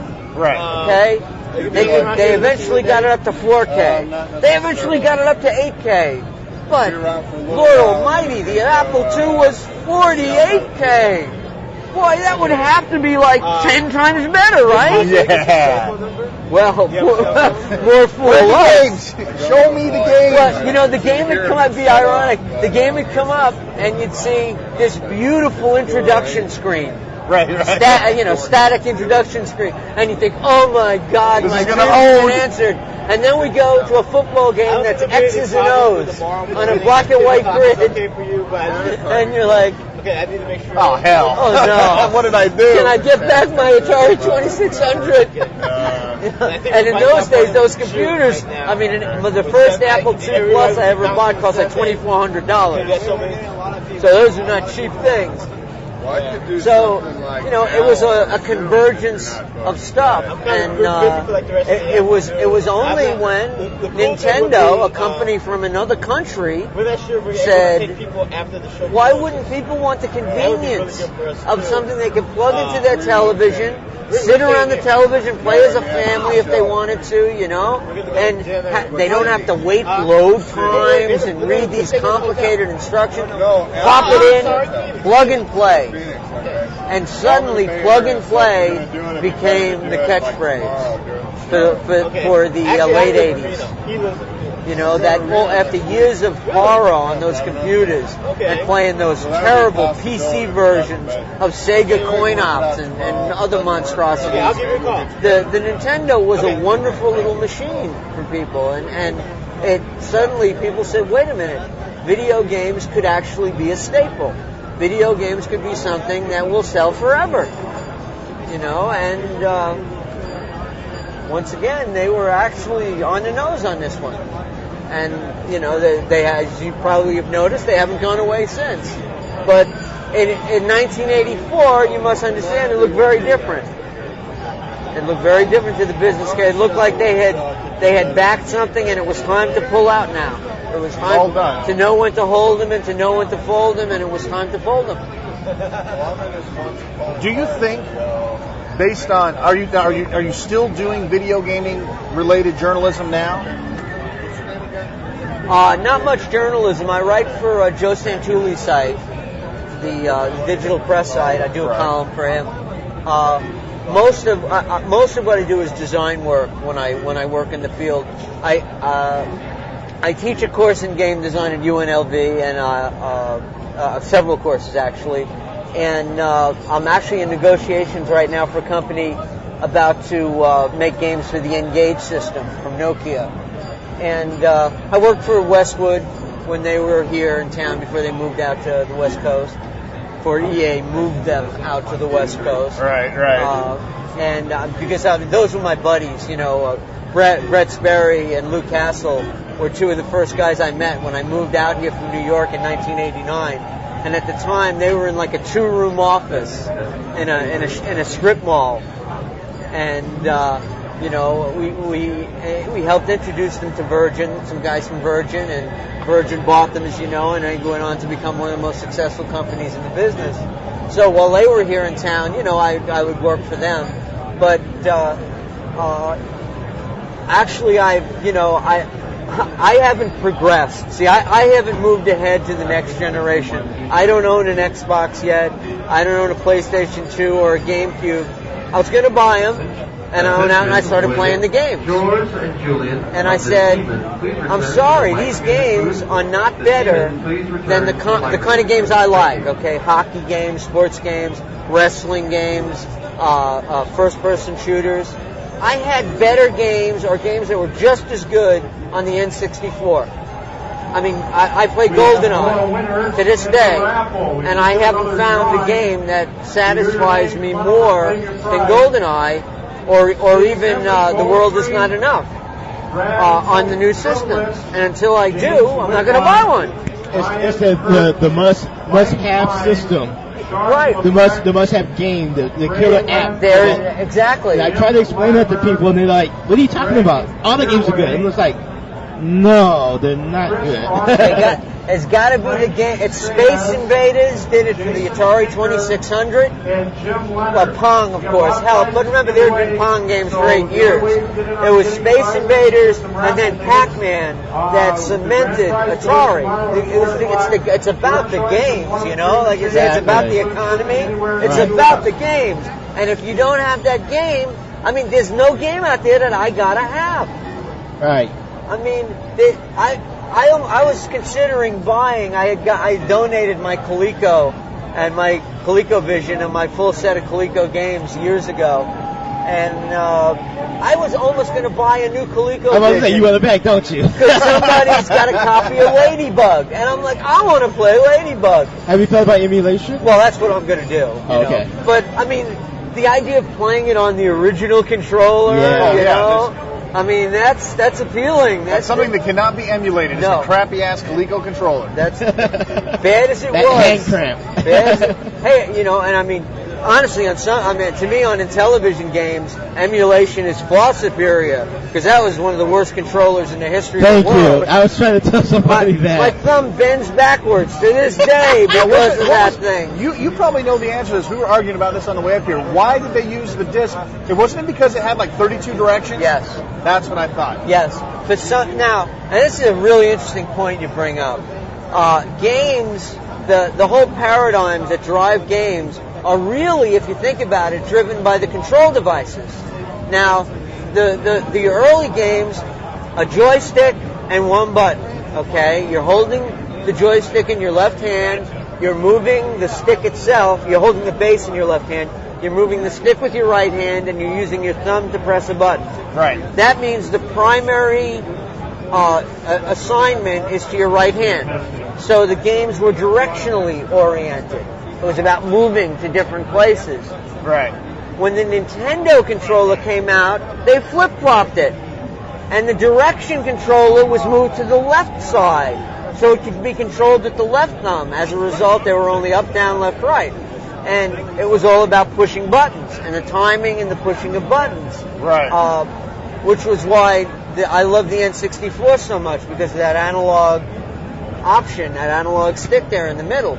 But at the time, it was all about movement. And all the Atari could brag about was we have 1, 2, 3, 4, 5, 6, 7, 8 directions.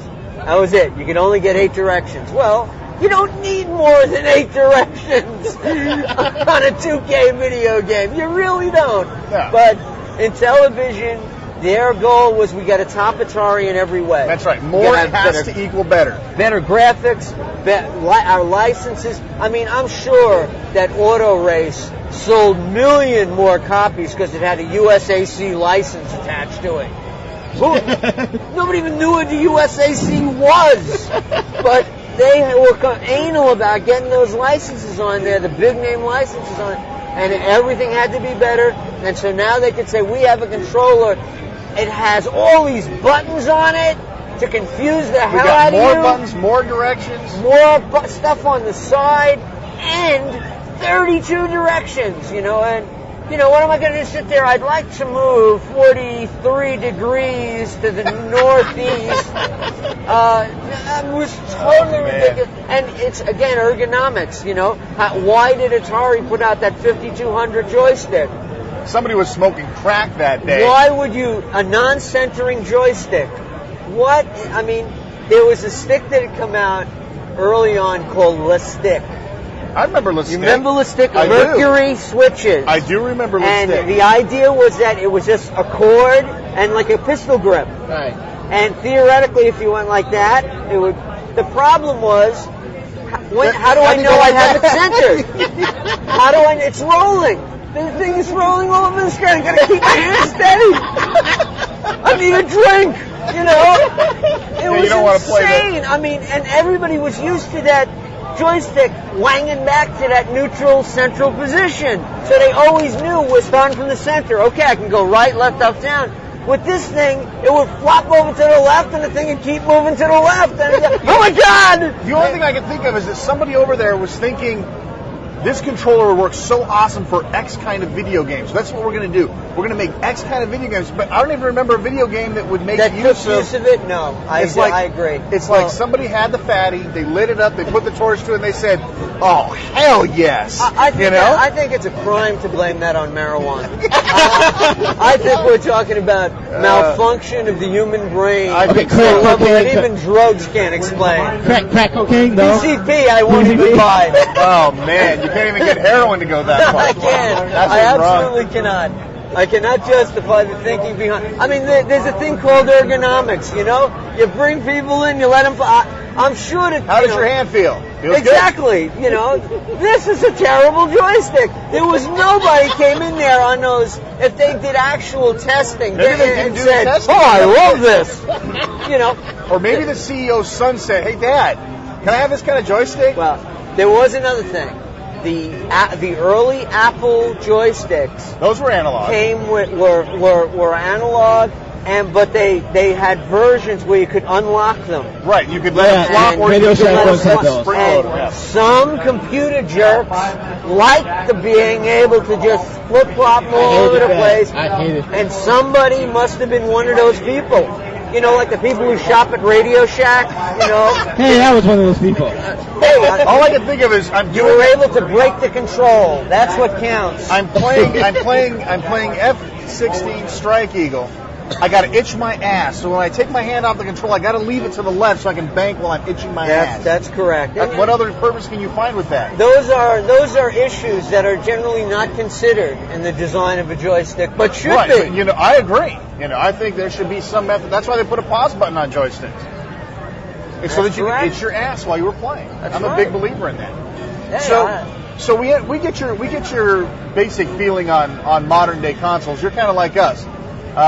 We played on the Dreamcast. Show me something I gotta have, and I'll get it. We played on Dreamcast already. You played it on N64. We played it on PlayStation. Why should we buy again? What did you think of the Dreamcast? Did you ever get one? Yeah, Dreamcast was a very nice machine. At that point, Atari was doomed. I mean, Sega was doomed, I should say. Yeah. And, you know, it was just a matter of time. I mean, it was a wonderful system. I was a big Sega fan. I mean, as a member of the press, Nintendo did not treat the press well. No way. Oh, really? No, Nintendo did not treat the press well. Well, they really need the press. Exactly. Nintendo had Nintendo Power. We were their competition. Oh, no wonder they didn't love you. In the minds of a lot of the executives there, not thinking that it's better to be covered in 5 magazines than one, except they totally controlled the content in their books. Man. This game is excellent. Oh, there's no such thing as a bad game in no such thing as a bad You'll never read a bad review. You'll never hear them say, Mortal Kombat sucks. You'll never see that. Plus, remember, Nintendo, in avoiding the mistake that Atari had made, Nintendo said, look, well, we're going to totally control the cartridges that come out. Because we're going to sell them to them. We're going to make them buy the chips from us. So, let's say Nintendo was going to do one of their half-ass sports games. And I'm going to do a good sports game on the Nintendo. I got a license with them. I got a right to do it. And they tell me, sure, you can make 10,000 units. Well, Nintendo's going to make 10 million units. Right. Excuse me. What the hell chance am I going to stand out there? Yeah. You're going to put a zillion bucks into advertising. You're going to get Ken Griffey to show up at the home of everyone who buys it. You know, they own the Seattle Mariners, for God's sake. I mean, you know, it was ridiculous. How can you compete? You can't compete. You couldn't. They were stacking the deck. Of course, on the other hand, they control. If a game came out that was mediocre, well, you're not producing that many of them because we're not going to have a bunch of crummy games cluttering up our market and destroying it. And that's why Nintendo was able to keep their systems alive longer than anybody else. We have a listener who gave me a bunch of questions, Bill. He gave us a bunch of questions, and I left the questions at home, and I feel really bad. But one of his questions that sticks out in my mind was, did you know about the Atari Nintendo thing as it was happening? Which Atari Nintendo? When Nintendo came to Atari and asked Atari to market their system, or you didn't find out until that CES when you saw the actual Nintendo? I had heard that a Japanese company, I did not know the name, but remember the name Nintendo didn't mean anything, You didn't think Nintendo Donkey Kong? No. I've always been like that. When I used to hear Nintendo, I used to go, "Oh, the Donkey Kong and Popeye guy." Exactly. Sewer Sam. You know, I mean, the one where Mario's brother goes through the sewers there, Luigi there. Yeah. I mean, their games are not that. I never thought Donkey Kong was a good video game. Really? I never liked Donkey Kong. I love Donkey Kong. And I love Mario Brothers. And so, well, I'm not a. I don't like other than the Zelda games. I'm not that big on those Nintendo games, but I mostly like the third-party games that are produced from like EA and companies like that on the Nintendo. But we had heard that, of course, you must remember at that point, rumors. I mean, coming in every day. Rumors are coming in. They're talking with some Japanese company that wants to make a video game machine. At that point, that seemed about as likely, of happening as, us landing on Venus. It just didn't seem like it was. It really sounded that crazy to you. It did. It seemed like it wasn't just going to happen, and then that CES, they're there. And they created an impressive stir, but they didn't overwhelm the show. I mean, people didn't walk out of that show going, Nintendo. That came later. No, exactly. People walked out saying, it's interesting, we'll see. Well, that's peculiar. And I suspect that was the attitude of Atari at that point, because Atari didn't need another failure, especially one that wasn't theirs. They had enough of those. You mentioned Electronic Arts. I gotta know, because you would probably know, when exactly did they sell their soul? Because Electronic Arts owned so much ass in the early 80s, then all of a sudden they turned into this horrible, money-grubbing, crappy game, buy John Madden football again and again. It's the same game with an expansion pack. When did that happen? When that happened was... Did management change? Did somebody buy out? Yeah, well, of course, Trip Hawkins. Now, when you're talking about EA... You're talking about Trip Hawkins. You're talking about Bing Gordon, who's still there, I believe. But Bing was I won't insult him by saying a bean counter because he was much more than that. Right. But he was a business guy. Understandable. And the visionary there was always Trip Hawkins, a man whose name I envy so intensely that if he ever puts it up on eBay, I will buy it. And remember, he left to get into 3DO. Right. And write the greatest IPO maybe in the history of this industry. In terms of making money on the quick. But they lost that. And any company that becomes too successful, power corrupts. Absolute power corrupts absolutely. I think if you were looking at it from the point of view of the consumer, you would see that they went from a company that was producing software, looked like record albums. You'd open them up, they'd have the fold over. They'd have all kind of material. They were marketing the developers. Oh, yeah. They were marketing the developers like they were rock stars. Right. Everybody knew who Freefall was back then. Exactly. Games like Archon and stuff Pinball. like that, and 7 Cities of Gold. Oh, yeah. I mean, those were masterpieces. Mule. I mean, almost everything EA touched was gold back then. Magnificent They stuff. could crack in a box and put it in there, and they could sell it, and it would work. There was one game that flopped about a construction worker or something. But Hard Hat Mac? Hard Hat Mac. Yeah. That did flop. That did flop. That did good on the Apple II. It did really, yeah. I was going to say it was really popular on the Apple. Well, it certainly didn't they do probably made money on it. I mean, but just not what they were making on you wouldn't pinball say that in the construction same set. sentence. Yeah. You know. Yeah. And when they suddenly decided, this format of packaging, when they stack it on the shelves, they don't stack it wide. They stack it like an album, so people are just seeing the binder. Okay? Well, fine, change your format, but at the same time, they stop marketing their creators. And this is one of my biggest gripes with this industry. How you can have an entertainment medium that does not use the creators to market its game, to market its product, is insane. Could you imagine Stephen King writes a book and it just says, by Stephen King? Never wrote anything else. Well, in fact, the book says, by somebody. And if you turn to the very last page and you get a magnifying glass, it'll say content by Stephen King. No, 3 pages forward, 5 pages back. Right. Look in the third paragraph. His initials like freaking Easter egg. No, that's his first name appears there. Yeah. Then you have to go to page 148 and paragraph to get the 3. king. Yeah. That's funny. Freaking Easter eggs That's in a books. very interesting point because we were talking about that earlier with some of the Atari guys. And in the early days, Atari did not want anybody to know who was making games. They wanted Atari games to be Atari, not David Crane, they didn't want people. That's how Easter eggs started. Exactly. So they wanted an entity, but then all of a sudden, David, and we talked to David Crane last year extensively, and basically, it's like, aren't you sad that they took David Crane's Pitfall and turned it into this, what the hell was this Mayan adventure crap? I said, they took something that we trusted, David Crane's name. Like you said, they were marketing developers, and people were saying, David Crane means quality. Yeah. When I see David Crane, I don't even have to look at the back of the box. I just pick it up and walk off with it. Right.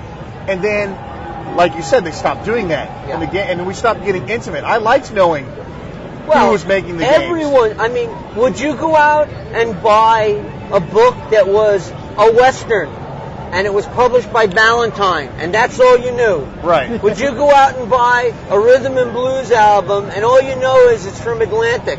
Right. Oh, Atlantic, they're a good company. I'll buy this. I'll just buy that. How many times have you seen with the exception of people like Sid Meier, a couple of guys, who have met Will Wright, guys who have broken through on that incredible level of success, how often do you see by the creator of on a video or computer game? Oh, you don't. You don't see it. And it's nuts. And you know what it all stems from?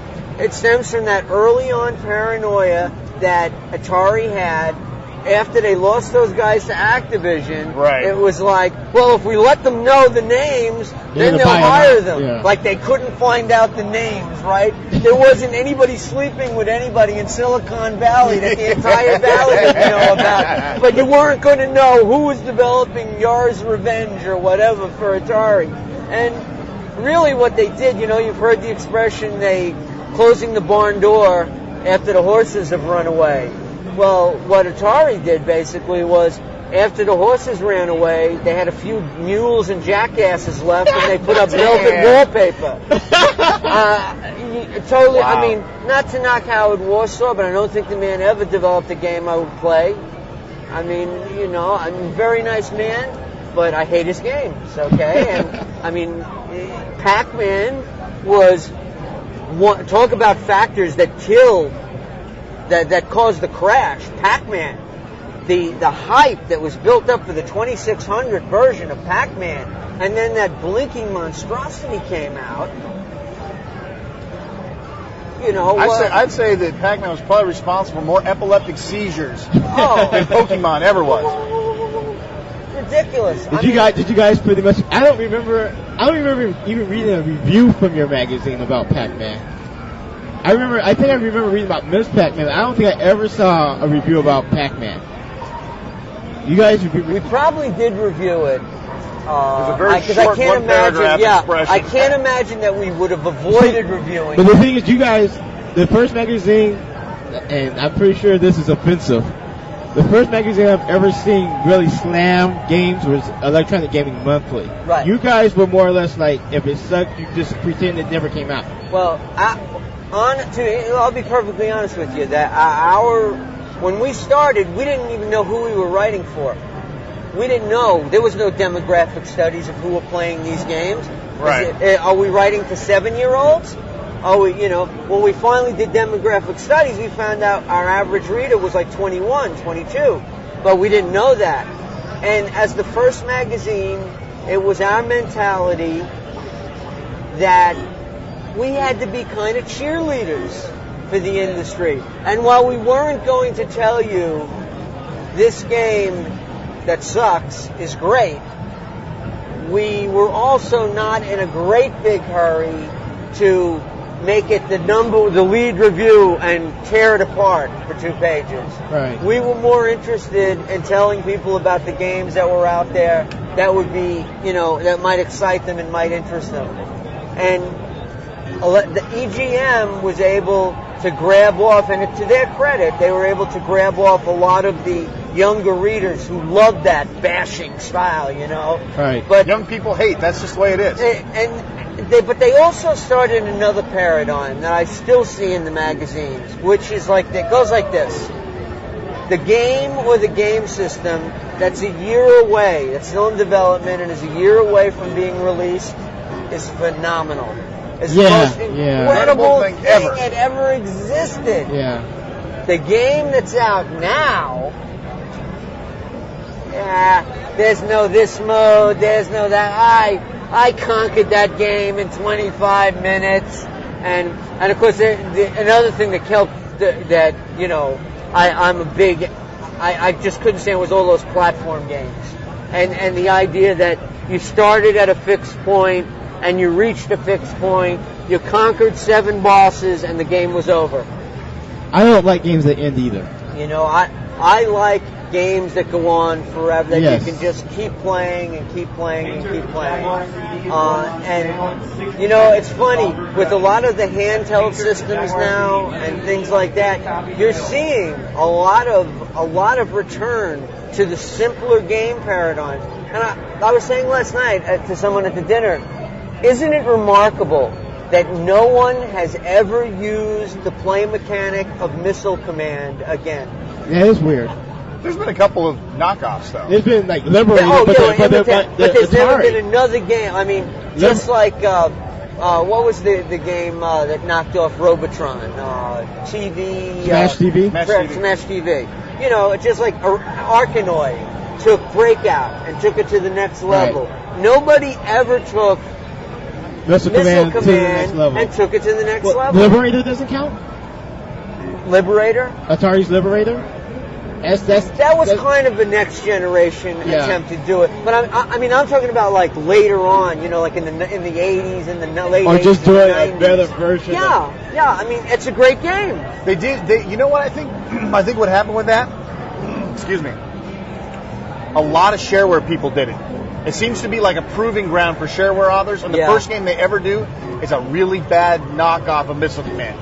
There was one that actually did it all in 3D, which was almost cool. Really? You could look at it from the side, but then you could roll the mouse and it would take you to a top view, and then you could go back, and basically the missiles were all 3-dimensional. So I mean, you actually had to launch and I'm not a big fan of direct 3D ports of classic 2D games, but this was well, that's kind of cool. But you're right. What game was that? It was in some stupid ass 4-pack with a bunch of other games that were just. I would like to play that. It was whoa, that's kind of a cool idea. It's also interesting the obsession that developed with 3D. Yeah, we were talking about that in the last interview. You did all these platform games, and Sonic the Hedgehog. Okay, now we're going to take Sonic Crash Bandicoot or Sonic or whatever, and instead of having him move real fast across these cool playfields, we're going to have him running into the distance over bridges. Wait, you forgot isometric first. Oh, yeah. Got to do the isometric bit. Yes. And then we do the third person. I found this is not an improvement. This does not make the game more fun for me, it does not make the game more fun to play. It's just you can do a new trick, so you're showing me the new trick. technology, proof of technology demo. That's what you got today. And in fact, the big gripe I hear about modern games from, the grumpy old gamers, the guys sitting around, nowadays the balls were square and we liked it, The complaint they have is, where are the games I can sit down and play in 10 friggin' minutes? Hey, there we go. See, we got someone else. Where are the games? Why do I have to sit down and read a novel and then spend 4 weeks getting to the point I can play? Turn explain why we need to. He swears. He writes. We have a forum, and he says you have an hour minimum on each game. You have to play this for an hour minimum before you'll like it. Before you, we played it for 20 minutes. It sucks. He goes, no. You got at least an hour. You won't know it's good until you've played it for at least 4 days. That's Final Fantasy. Well, there is a difference. I mean, there's certain games that you play for 10 minutes, and I like a lot of those games that you play for 10 minutes, but there's other games that I like having to SimCity. I mean, if you played SimCity for 10 minutes, you're not going to accomplish very much, and yet if you dedicate time to it, you can have a lot of fun. And I'm not across the board knocking I totally agree with you. I totally agree with you that there are very little games that you can play now. But yeah, I mean, just give me something. Just throw me a bone, you know? And you don't get the bone. You don't. You know where you get the bone? You got to go to CNET downloads and grab some. I mean, you have to wade through 1,000 of them to find anything that's cool. I mean, then you find the gems. Yeah. But but then you're back to the same thing. If I wanted to play a game for 4 hours or look for 4 hours to find a game to play, I still out those 4 hours. I spend as much time on sites like Netics.com playing games like Marbles. Oh, yeah. Bejeweled. I can completely understand why Bejeweled works. Oh, absolutely. Nobody wants to dedicate 5 hours of their time. Beautiful, simple games I can go in if I'm waiting for something to load, I can play it, and when the game's loaded, then I can finish and go back, and I haven't missed anything, and I had fun. And it's a genre that's not there anymore because it's not worthy. I mean, do you think they could sell Tetris today? If somebody walked in off the street, other than the Game Boy, original Tetris, you walked in, you couldn't sell it. Right, but yet it's made so much cash. It's existed for 20 years? 20 years almost. In my opinion, it is the greatest electronic game. I feel it meets all the definitions. You could not play it in the real world. It could only exist in a simulated environment. Right. It meets my definition of a minute to learn, a lifetime to master. Right. You can play it for 5 seconds, or you can play it for 5 days, and it's still fun. And the closure you get when you complete a row and they disappear. It's one of those people ask, what is it that's fun about that game? And I'm a pretty articulate guy, but there's no words to describe what it is that makes this fun. It's a visceral thing, It's like responding with my brain and my synapses and my memories in a weird way that's making me feel good. And that's what I miss. I still think there's subliminals in there, personally. It's like they figured out a way, clever ass Russians, leave it to them. They figured out a way to basically give you crack through the screen. They basically give you an addictive drug absorbed through the eyeballs via a computer. I think you need to be re-educated, comrade. You will play these Tetris. You play now. No. Do you still play Pac-Man? Do I still play? Pac-Man I don't still play. Really? But I'm going to get a main version of Ladybug. I'm absolutely going to do it. Ladybug is the bomb. We played that on ColecoVision days and days and days. Oh, just turning over those letters, that pinball aspect I'll tell you what, of you know what? That was the most brilliant thing they ever did. And you can, is the stupid extra letters. Yes. And changing the colors and changing between and the words special and extra. Exactly. Yeah, you, for once, could control the shape of the. See, it'd be like Pac-Man, where you could change the maze at will. It's exactly what that is. It was one of the first games I ever saw that gave the user the ability to change the play field on demand. Right. And then they did it again with Mousetrap. Yes. But it didn't quite work as well. There was just, again, it's that inexplicable quality. But Ladybug, the music, it's the entire sensory experience. Would Pac-Man have been as successful without that silly music? Yeah. I don't know. I think it might have been, but I don't know. Some things appeal to people on a level you cannot quantify. Right. It's not verbal. Can't be verbalized. I think with Pac-Man, it was the right game at the right time. No question. No question about that. Yeah, perfect marketing. People needed an addiction. Yeah. And that helped fill the gap. And how about the fact that the guy who developed Pac-Man got so badly screwed over by Namco that he never developed another game again? I never knew that. I didn't know that either. They paid him the equivalent of about a $10,000 bonus at the end of the year. After the game, it probably made them $50 million, you know. Still making the money. Still making money. He walked out the door and never developed the game again. Talking about a lost genius. I mean, that would be like Ernest Hemingway wrote his first book, and the publisher sent it back to him. And he said, you know, well, I guess I'm not a writer, you know, and walked out the door. I mean, we lost a gene. We could. It might be another Miyamoto. God only knows, you know? yeah, who could have came up with that. You know, maybe he was a one-trick pony. I don't know, but that was a hell of a trick. Do you think if Namco made a console, it would probably kick everybody's behind right now? Could Namco do it now? Namco probably could do it now. They probably have enough money. They probably have enough name, you know, credibility in the industry. I'd be interested in that. I don't know that.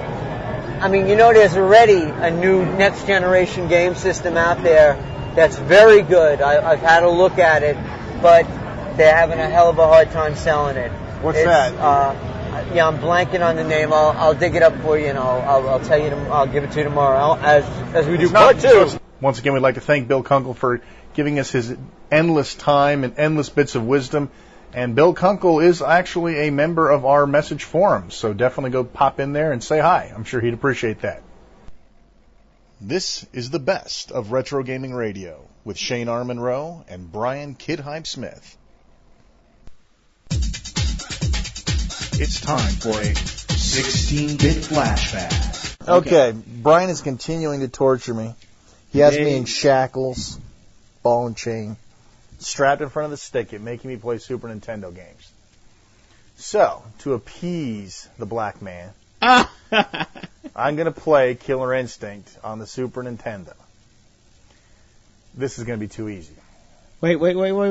What? Don't act like you've never played Killer Instinct before. I have played Killer Instinct before. Okay, give us some history on your experiences playing Killer Instinct. Killer Instinct, I liked it a lot the first time I played it when it was called Mortal Kombat. Now, let me tell you a little something. First of all, I have a great deal of respect for Rareware. Okay, Rare was a very good company until Microsoft owned their ass. And who knows what they're going to pump out now. I don't even want to look. Rareware actually, I don't know why nobody thought of it before, and I know people were doing it on the Amiga a lot longer before Rareware was, but Rare finally decided, you know what? We can make 2D games with rendered 3D graphics.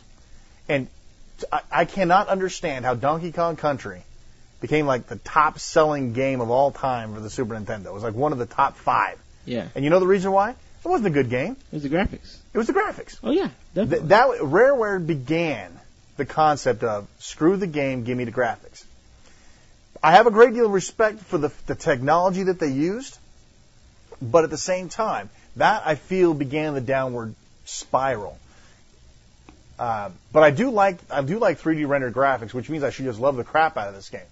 And in the arcade, aside from the fact that I felt it was a direct coattail ride of Mortal Kombat, which is too bad. That and the fact that Nintendo typically does not allow the sort of game that let's face it, what is Mortal Kombat without the gruesome fatalities, without the tabooism to it? It's basically Street Fighter.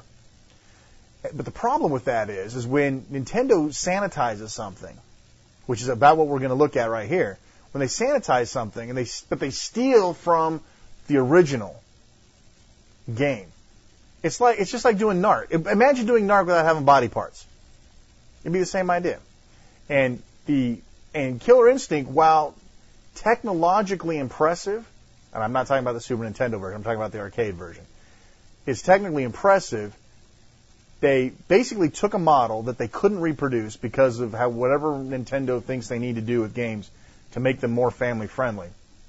That's one thing I will admit about the modern consoles like the PS2 and the Xbox. They are definitely taking the market away from the kiddies, which is good because now we can actually have a couple of mature theme games from time to time.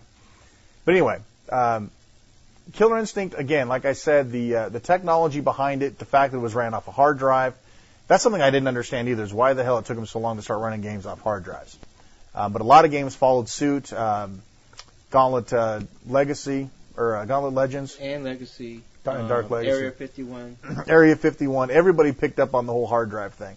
All the Kojak games, I guess, run on hard drives. And that was a smart thing to do, because at least until recently, hard drives were actually pretty cheap. What the hell happened there? I mean, 40 gig drive for $100. You're killing me here. Okay, so we're going to go ahead and fire this puppy up. Okay. Brian wants to add his 2 cents. Sorry. The Killer Instinct was that when it came out in the arcades, they really, if it wasn't for Killer Instinct, I guess you wouldn't have the Capcom series of games, which I know, if you're not in the fight, well, people who are into fighters hate Killer Instinct and hate the Capcom Versus series. They don't like Mortal Kombat either. No, You're low. They do like Mortal Kombat. You're low. Am I low? Oh. Yeah, your levels are really low.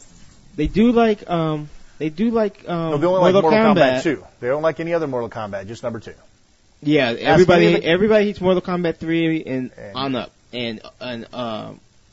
But the thing that I like, I don't like technical fighters. I guess you could say fighters where you have to use techniques. I like button mashing fighters where hitting 6 buttons and swerving this joystick in the incorrect way all of a sudden makes a fireball that kills everybody in the screen. I like stuff like that. I like the way that you can build up power-ups in the Capcom Versus Fighters. But before that, Killer Instinct is like the grandfather of the Capcom Versus Fighters in the combo system. Before Killer Instinct, you didn't have the combos. Mortal Kombat, you have to realize this. It's Street Fighter 2 and Street Fighter 2, Mortal Kombat 2, Street Fighter Championship, Turbo, blah blah blah. Then you got Killer Instinct. Then after that, the next Street Fighter that came out and had a combo system. Now I might be wrong on that, and I know you guys will not. You guys will know, and you will let him know. You guys will let me know. But I could have sworn Super Street Fighter 2 was the first game that used a combo system or track combo, say 6-hit combo. But that's what Killer Instinct is. Instead of having, like you said, when Nintendo gets a hold and sanitizes the game, they change the game. Liberally. Instead of having blood and fatality, you had your 50, 60 hit combos, your killer combos, your ultimate combos, your what other combos are there? Then you had the combo breakers and stuff like that. You know what the whole thing reminds me of? Reminds me of the telephone system. Because they have caller ID, then caller ID block, and then anti-caller ID block unblocker. I don't know. That just came to mind when I think of combos, combo breakers, and then combo reclaimers or whatever it is. I think that Killer Instinct 2 had the thing where you could re-get the combos back. Yeah. I didn't think that was in this first one. It's not in the first one. It's not in the first one, but the whole concept just cracks me up, dude. It's like the whole world revolves around the telephone system. If you think about it, you could relate. It's like 6 degrees of the 6 degrees of Ma Bell. You can chase back. Killer Instinct gives you combos and combo breakers just like the telephone company. Okay, let's go ahead and get started with this. Yeah, play the stupid game. I'm going to play the stupid game. Now, one thing that I really have problems with, and Killer Instinct falls into this category. This is a truly fair thing. We talked about this in another review. Either you've already heard it or you're going to hear it on NARC. There are some games that are technologically impossible to bring to the home properly. In fact, in some cases, it's better they never got there at all. I disagree with Killer Instinct. I'll tell you why. We're going to talk about that at the end. I'm just leading on to the game. We're going to get into it. I really would like to hear this because I don't see. I never saw anything wrong with Killer Instinct. We'll talk about it because I have indeed played this on the NES before. Now, again, Rare has great presentation, and they always have, and I've always appreciated that they've taken that extra step. The ray trace Nintendo logo, the Mode 7 crap is kind of gay, but I always thought the Mode 7 stuff was gay. You know, I know everyone likes that stuff. I don't. We got some nice little music in the background. I will give them the fact they kept the ambiance of the arcade game. Yeah, they could we're gonna get started here. Yeah, Mario could have been running all up in this. Now, let me tell you the first problem with ray tracing is designed to give a certain look to an object. In order for ray tracing to work, or 3D graphic rendering to work in a game, the frame rate has to stay high enough to give the illusion of movement. In Killer Instinct, the arcade game, this worked. If you were to look right now at what I'm looking at in the character selection screen, you're talking about 5 steps of animation per character. And that ruins the illusion of the animation. We're going to get in here. I picked the skeleton guy. Spinal. Yeah, the skeleton guy. I'm not going to play this long enough to know what their names are. Now it's trying to get the hang of the old control system here again. The problem here is the same problem that a lot of Nintendo games suffer from, especially on the N64, is a piss-poor frame rate. How you compensate for a piss-poor frame rate is you reduce the frames of your characters. Now, if you'll notice the animation on these guys, while they look ray traced at 3D... Oh, you won. Yeah, I'm just mashing buttons. I do what I want. Do you know any of the I don't know anything. So I'm sitting here fighting this, what's this Freezy guy's name? Glacius. Fraser guy name. Okay, Freezy guy. Glacius. Even the ready thing. No, I can't read. I do what I want. Now if you were to look at this game, if you don't know how to do combos, which I obviously do not know, you still get pretty far. I'm actually trying to play here. I'm trying to figure some moves out here. The problem is this game was technologically too advanced to be played on a console, and I feel that you're dead. I feel like I'm dead. You're dead. You just got your butt whooped. I just got my ass whooped, and I got beat on the first guy. So I'm going to continue because that's the kind of guy I am. A lot of people say, "Where's the chick?" The chick's always whoop ass. Orchid, yeah. Orchid's good. See, you know why guys play chicks on video games? Because of the boobs.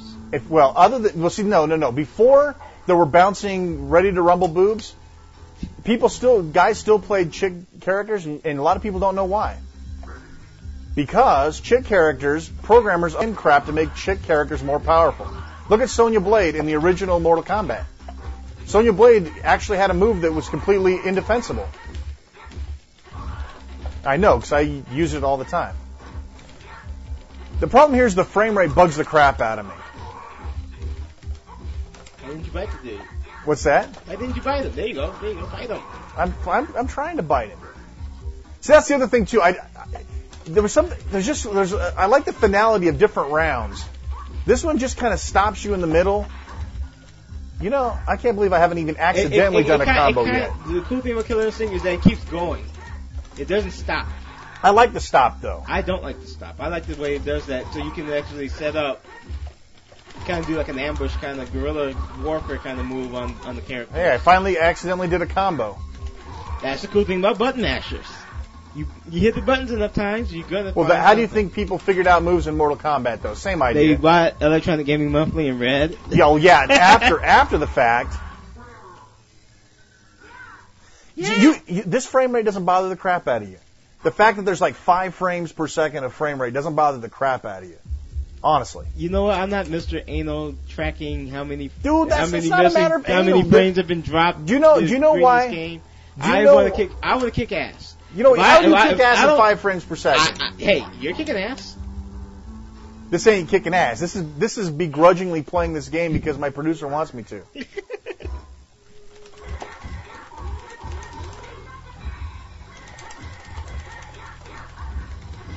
Now I'm beating on a lizard. That is. I don't give a rat's ass what his name is. His name is Riptor. His name's not Riptor. Yes, it is. I don't call people on a first name basis I don't know. I don't know NATO. I don't know NATO. I don't want to know him. I'll talk about people behind his back. Yeah.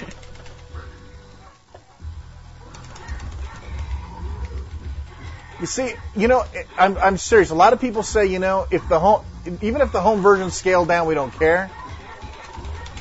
To me, I would have rather not seen it made at all until there was a system ready for it. You just got super combo. Oh boy, what do I win? Bus ticket? You win the idea that you just got your butt kicked by a dinosaur. Yeah, but look at him. He's a badass.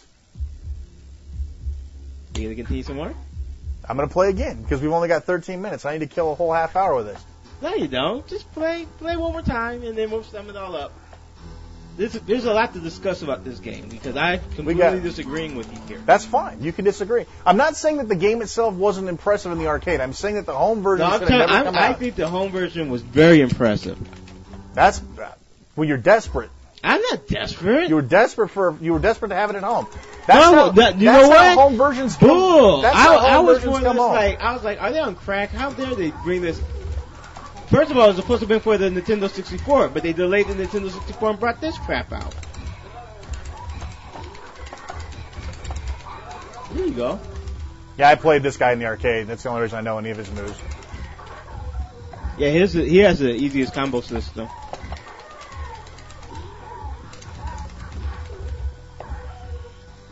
But the whole problem with him, with Saberwolf, is when you play against Saberwolf, you can't beat Saberwolf. Yeah, because he's too hard on his own. Yeah. There you go. You won. Oh, what was that? It was a fatality. You bitch slapped him. The bitch slap fatality. A bitch slap fatality. See, that was an awesome victory. Oh, you didn't die. That's why. Oh. Oh, you did. I got hurt. I won. You got hit. I lost one round. You did lose a round? Yeah, I lost a round. I thought you didn't lose a round. Oh, see, here we go. This is where I get my ass. Yeah, whooped. you get ready to lose now.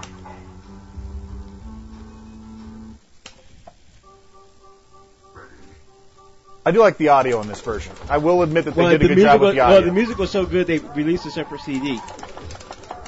If you were one of the first 500 copies of this, you got a collector's item CD. I have the CD somewhere around here.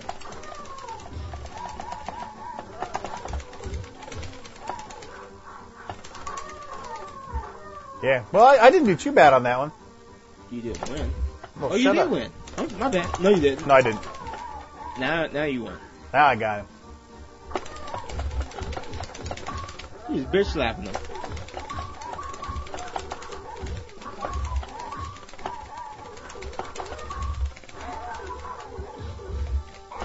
Damn, you got me. Too bad. Will you at least finish me off? No. He did finish you off. Oh. There's no. Well, there was some. What do I do to the last guy? That was pretty cool. You just bitch slapped him. Oh, I bitch slapped him. Okay, that's enough. Let's talk. Okay. 60 minutes of playing, 50 minutes of yapping. 50 minutes of yapping. Okay.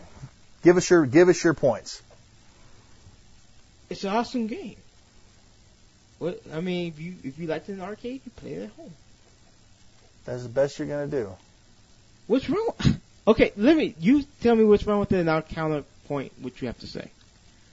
You never know. This might be the one review you do that everybody agrees with you, because even though they sold a lot of copies of Killer Instinct, they traded in a lot of copies of Killer Instinct, which is really bizarre. So maybe you know something I don't know, and maybe people will agree with you on this one. No, did you play? You never played Gauntlet Legends in the arcade, right? Yes, I did. Okay, you played in the arcade. Yeah. Did you ever play the PlayStation version of it? No, I played the Dreamcast version. Okay. Did you think that the Dreamcast version was a worthy port of the arcade game? Yeah. You did? Yeah. It's too bad you didn't play a little bit easier to compare.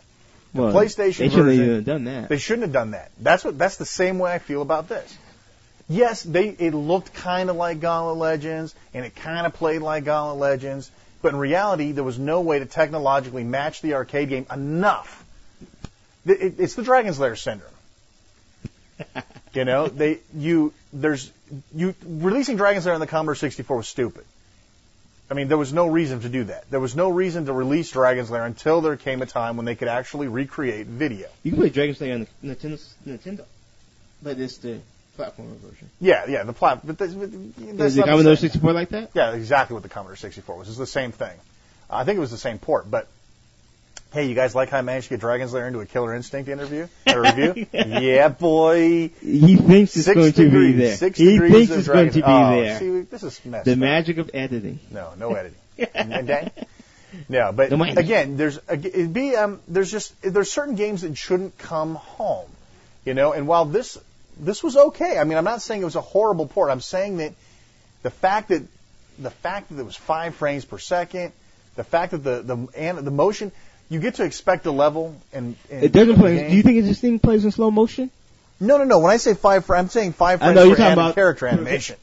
The character animation. It moves along fine, and the only reason it moves along fine is because they stripped 30 frame or 25 frames out of each character. That's what the ambiance was maintained. But exactly. What's wrong with that? If you want an arcade perfect port, you buy an arcade machine. There's no such thing as an arcade perfect port of anything. Well, sure there is. There's name one arcade perfect port. I would call Pac-Man on NES as perfect of a as you're going to get. Well, yeah. First of all, no. The only thing you're going to get an arcade port for is of a Neo Geo game. Because it's the same game. It's a home system first and then arcade system second. That or the Super Nintendo games where they basically put a Super Nintendo in an arcade cab. It was the same exact game. You want to go there with the... Okay, the only arcade perfect game I can tell you are the first generation Nintendo games that were originally Versus games. Like Versus Super Mario Bros. That's because they basically had Nintendo hardware inside the cabs. That's the whole Versus system was a Nintendo system. Right. It was a modified Nintendo. There are examples where you can take an arcade game and bring it home and do it some sort of a justice. I bitch slapped Gauntlet Legends around when I saw that because I didn't feel that they should have bothered to bring it home. Even Gauntlet Legends on the Dreamcast I didn't feel was close enough. The best feeling Gauntlet Legends was on the frickin' N64, and you'll never hear me admit to liking an N64 game. I've never played it on the N64. But the whole point of the game of Gauntlet Legends was to increase your character level by level, and they made the home version like an adventure game. Yeah, I didn't like that. That bring you back to the center of the thing and choose portals, crap like that. But you know what? The N64 version was actually like a straight port. I mean, it was obviously not as graphically impressive, but at least it felt right. That's why I'm going by the way Killer Instinct feels. It feels like the arcade version. I'm not going by graphics. I'm going by gameplay, which is what I base all my games on. Gameplay, then graphics. So you feel this? That's why I think this plays just like the arcade game. That's why I think Pac-Man for the 2600 is like one of the best Atari games ever made. Absolutely, that is the best arcade. Hey, come on, that looks about as much as Miss Pac-Man as Pac-Man looked like Pac-Man on the 2600. That's true, but you know what? That's an example of when they take and they make something so bad before it that anything would be an improvement. And Pac-Man was the altered beast pack-in for the 2600. They were packing. They did start packing in. They did pack in Pac-Man. Yeah, which is amazing because that just sucked nut. We need to review that sometime. We'll just have like 15 minutes of us laughing. No, this again, like I said, Killer Instinct felt good. I can still play Killer Instinct today. Even with the emulator out, I can still go back and play this and not feel like I'm being raped. I think the gameplay is great on Killer Instinct. Because, dude, you can't go in there and start taking this apart graphically. Because it shouldn't, like you said. Okay, now let's put it this way. Wait. The only reason I can do that is because the game, that's what brought the game to the eyes of so many people. It'd be the same thing as taking Mortal Kombat and taking out the fatalities. Does it change the gameplay to not have fatalities? Yeah. Not. Honestly, no. Dude, you can't play Mortal Kombat with no fatalities. That's like playing Pac-Man with no energizers. But what I'm saying is that when you take a game's, there's like primal things to a game. It's like Narc. You had nothing good to say about Narc the other day when we played it. Why? Because it was technologically impossible for the NES to pull it off right. First of all, the button configuration is really the button configuration was piss poor. If you can't play the game, then there is no gameplay. You could play it. You can get good at it. Did you play it for 25 hours? But don't think Narc when you're playing Narc on the Nintendo. Don't think Narc. Think of it as something else. You gotta play that Dungeons and Dragons mentality to Narc. See, why you always got to pull the ace out like that? Because you make me go there. No, I don't make you go there. You go there your own damn self. Okay, I'll be fair. My problem is when they take an arcade game and they bring it home when it's just not technologically the right time. The game, did you Okay, was it on the what- N64? Did this come out on the N64? No, Killer Instinct 2 did. Oh, okay, I haven't seen that then. I'm willing to bet it's a lot better. It looks a lot better. The sequel didn't feel right in the arcades either. Oh, well, there you have it. Have you ever played Killer Instinct 2? No, I have not played Killer Instinct 2. You will be very pissed. I imagine so. Because I don't like Killer Instinct 2. Yeah, why not? It doesn't feel right. Can you give just a little bit more juice about that, please? Okay, thanks. What's wrong with it? Dude, it doesn't feel right. It just doesn't feel right. It doesn't feel like Killer Instinct. Just like Ultimate Mortal Kombat and Mortal Kombat 3 don't feel like Mortal Kombat. No, you know what doesn't feel like Mortal Kombat? Mortal Kombat 4 does not feel like Mortal Kombat. Feels like, Ultimate Mortal Kombat 3 is actually pretty cool, I thought. I don't know what Mortal Kombat 4 feels like. Dude, Mortal Kombat 4 is that gay-ass 3D It's graphics. like- they took all the it's 2D like a really glory bad- out of it. It's like a really bad Tekken. It's a bad Tekken with weapons and stuff. Yeah. I don't know what they were smoking the fatty when they came up with MK4. Ultimate Mortal Kombat 3. You know why Ultimate Mortal Kombat 3 owned? Why? Baraka. Baraka was in regular 3. No, he wasn't in regular 3. He was in Ultimate Mortal Kombat 3. He was in 2. No, and he was in Ultimate. He was in 2. He was in 2, and then you Ultimate. know what? Mortal. You're right, and a lot of people complained about that. Dude, Baraka's the man. No, actually, basically, if you have nothing else, I guess this is fine. I mean, in all honesty, I guess this gets you by. If it's 1995 and you have nothing, then this would be fine. Yeah. But at the same time, there was no emulation. There was emulation, but not this. There wasn't this back then. No. Right. No. This was good. How could you? I just don't understand. I can't handle when they trim things down on a video game that are important. How is it trim? You know what? If it was squares, if you were fighting squares, I would understand that. If it was Atari 2600, you don't have problems with lack of animation. Did you ever play? No, I don't. You don't have any problems with that. It's not to where it's distracting from the game. That distracts me from the game. Dude, I didn't sit there and count frames like a lot of people who play play fighters do. Count frames. This is the problem with fighting fanatics. They complain when they change the colors.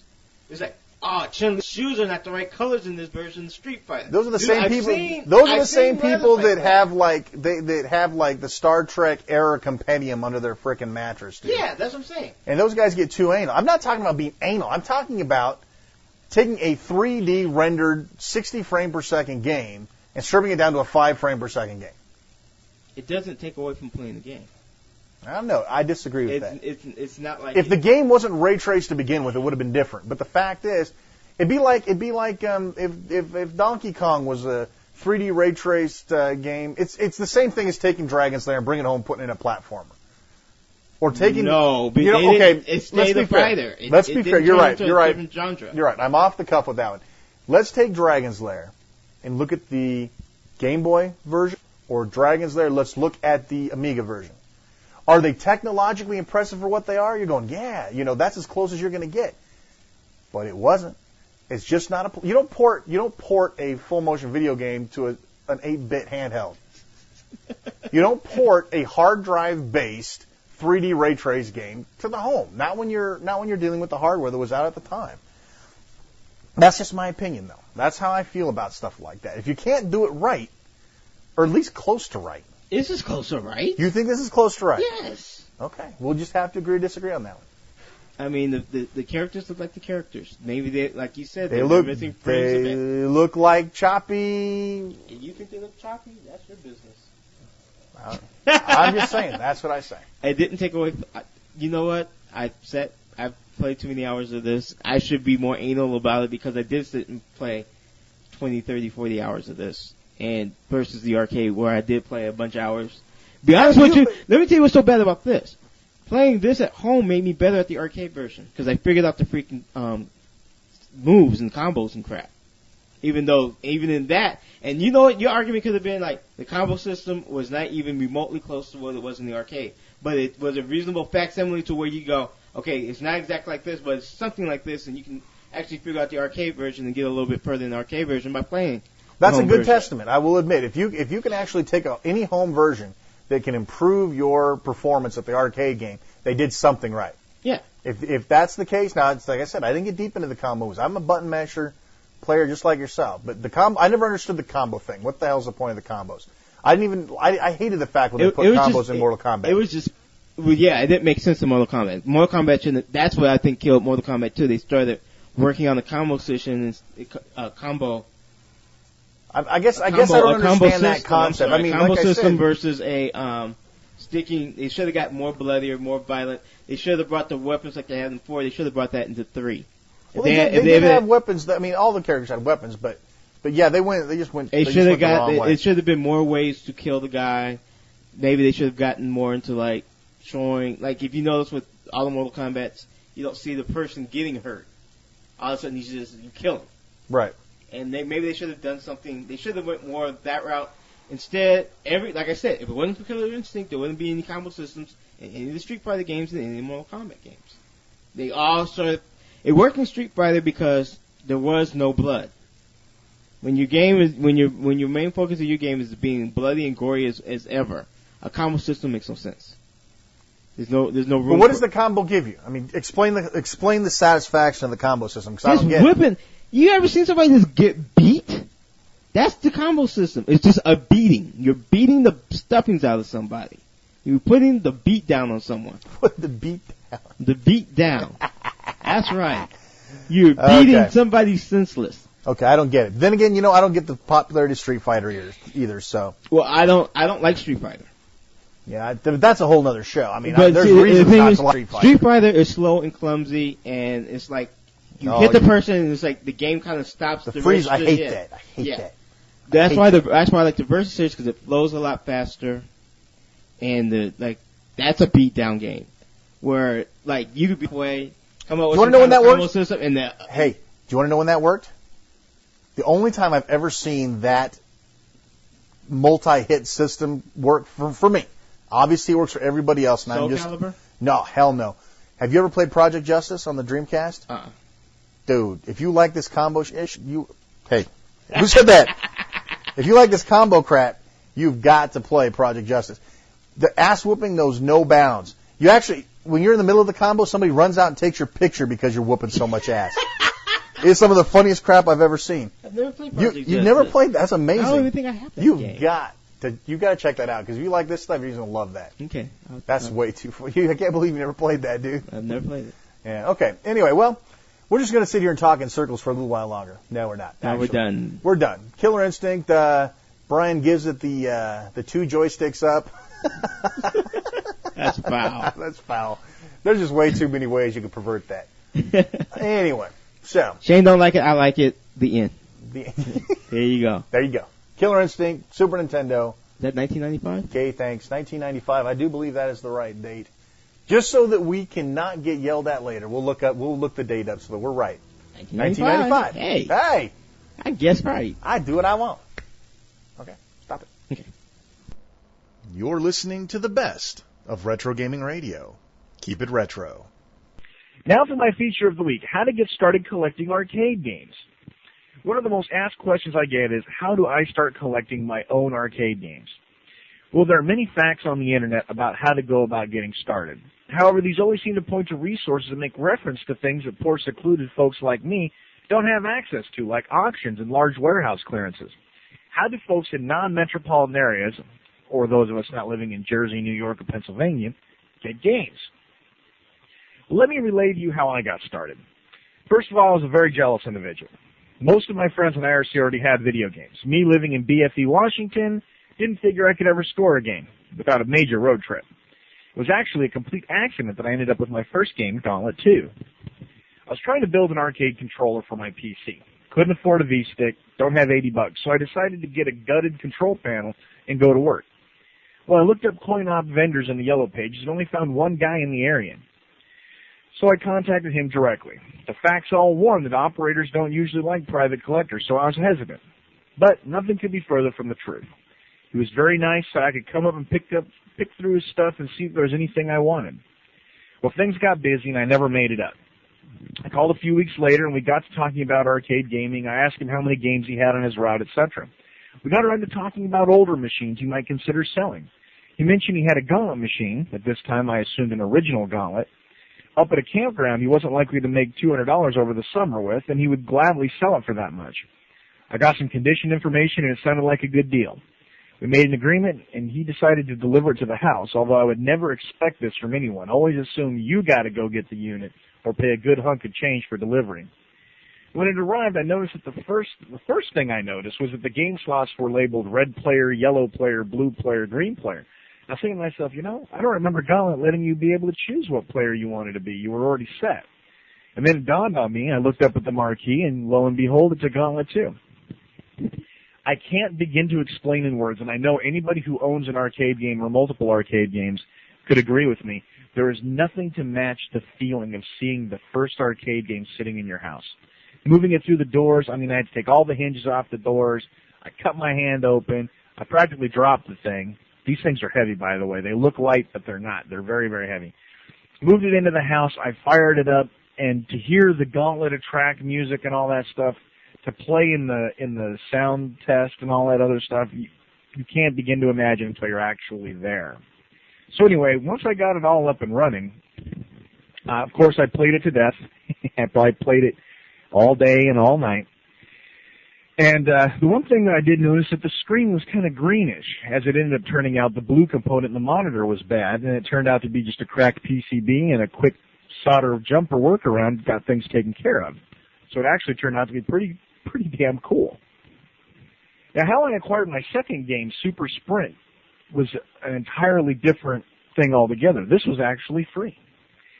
It turned out that as I was talking about Gauntlet to my coworkers, one of them said that her ex-husband was actually a video game collector himself. This was very exciting. As it turned out, I went to school with him, although we weren't friends or even acquaintances really in school. I knew who he was, he knew who I was, and we started talking shop. And at that point in time, after spending $2 on Gauntlet, I really didn't have any free spending money. So I told him, I said, hey, you ever get anything extra, control panels, boards, anything that you don't want or you can get rid of at a good price, you let me know. I'd be happy to take them off your hands for you. So one day he calls me and says, so, do you like free stuff? And I said, are you kidding me? Is a bullfrog's ass watertight? You know I love free stuff. He says, well, I got a Super Sprint machine up here. Somebody broke into it, tore off 2 of the wheels. I disassembled it, brought it up here, and dropped it off. I'm not going to have time to work on it. If you want it, it's yours for free. Just come get it. Needless to say, I was up there that afternoon.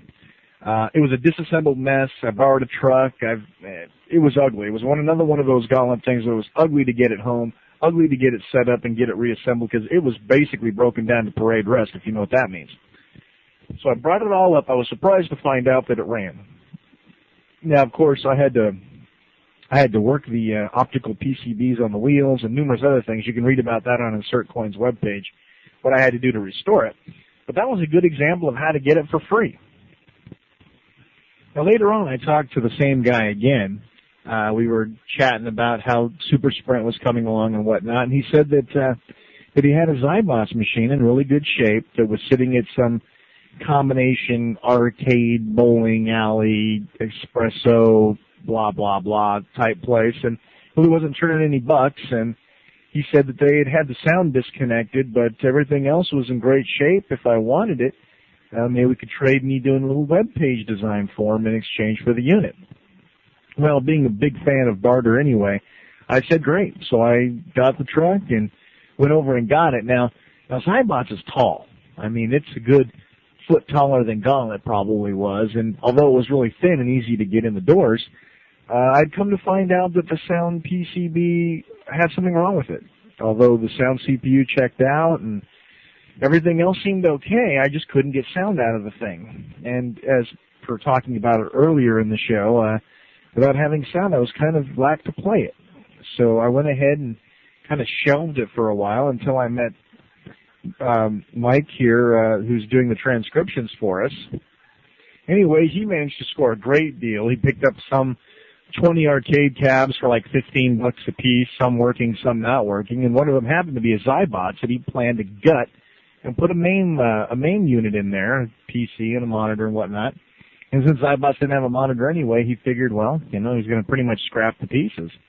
Nicely enough, he generously donated the board. Didn't even ask me to pay for shipping, which I offered that and more. And sure enough, as soon as I plugged that soundboard in, Zybots was up and running. So that was an exciting end to a potentially nasty situation.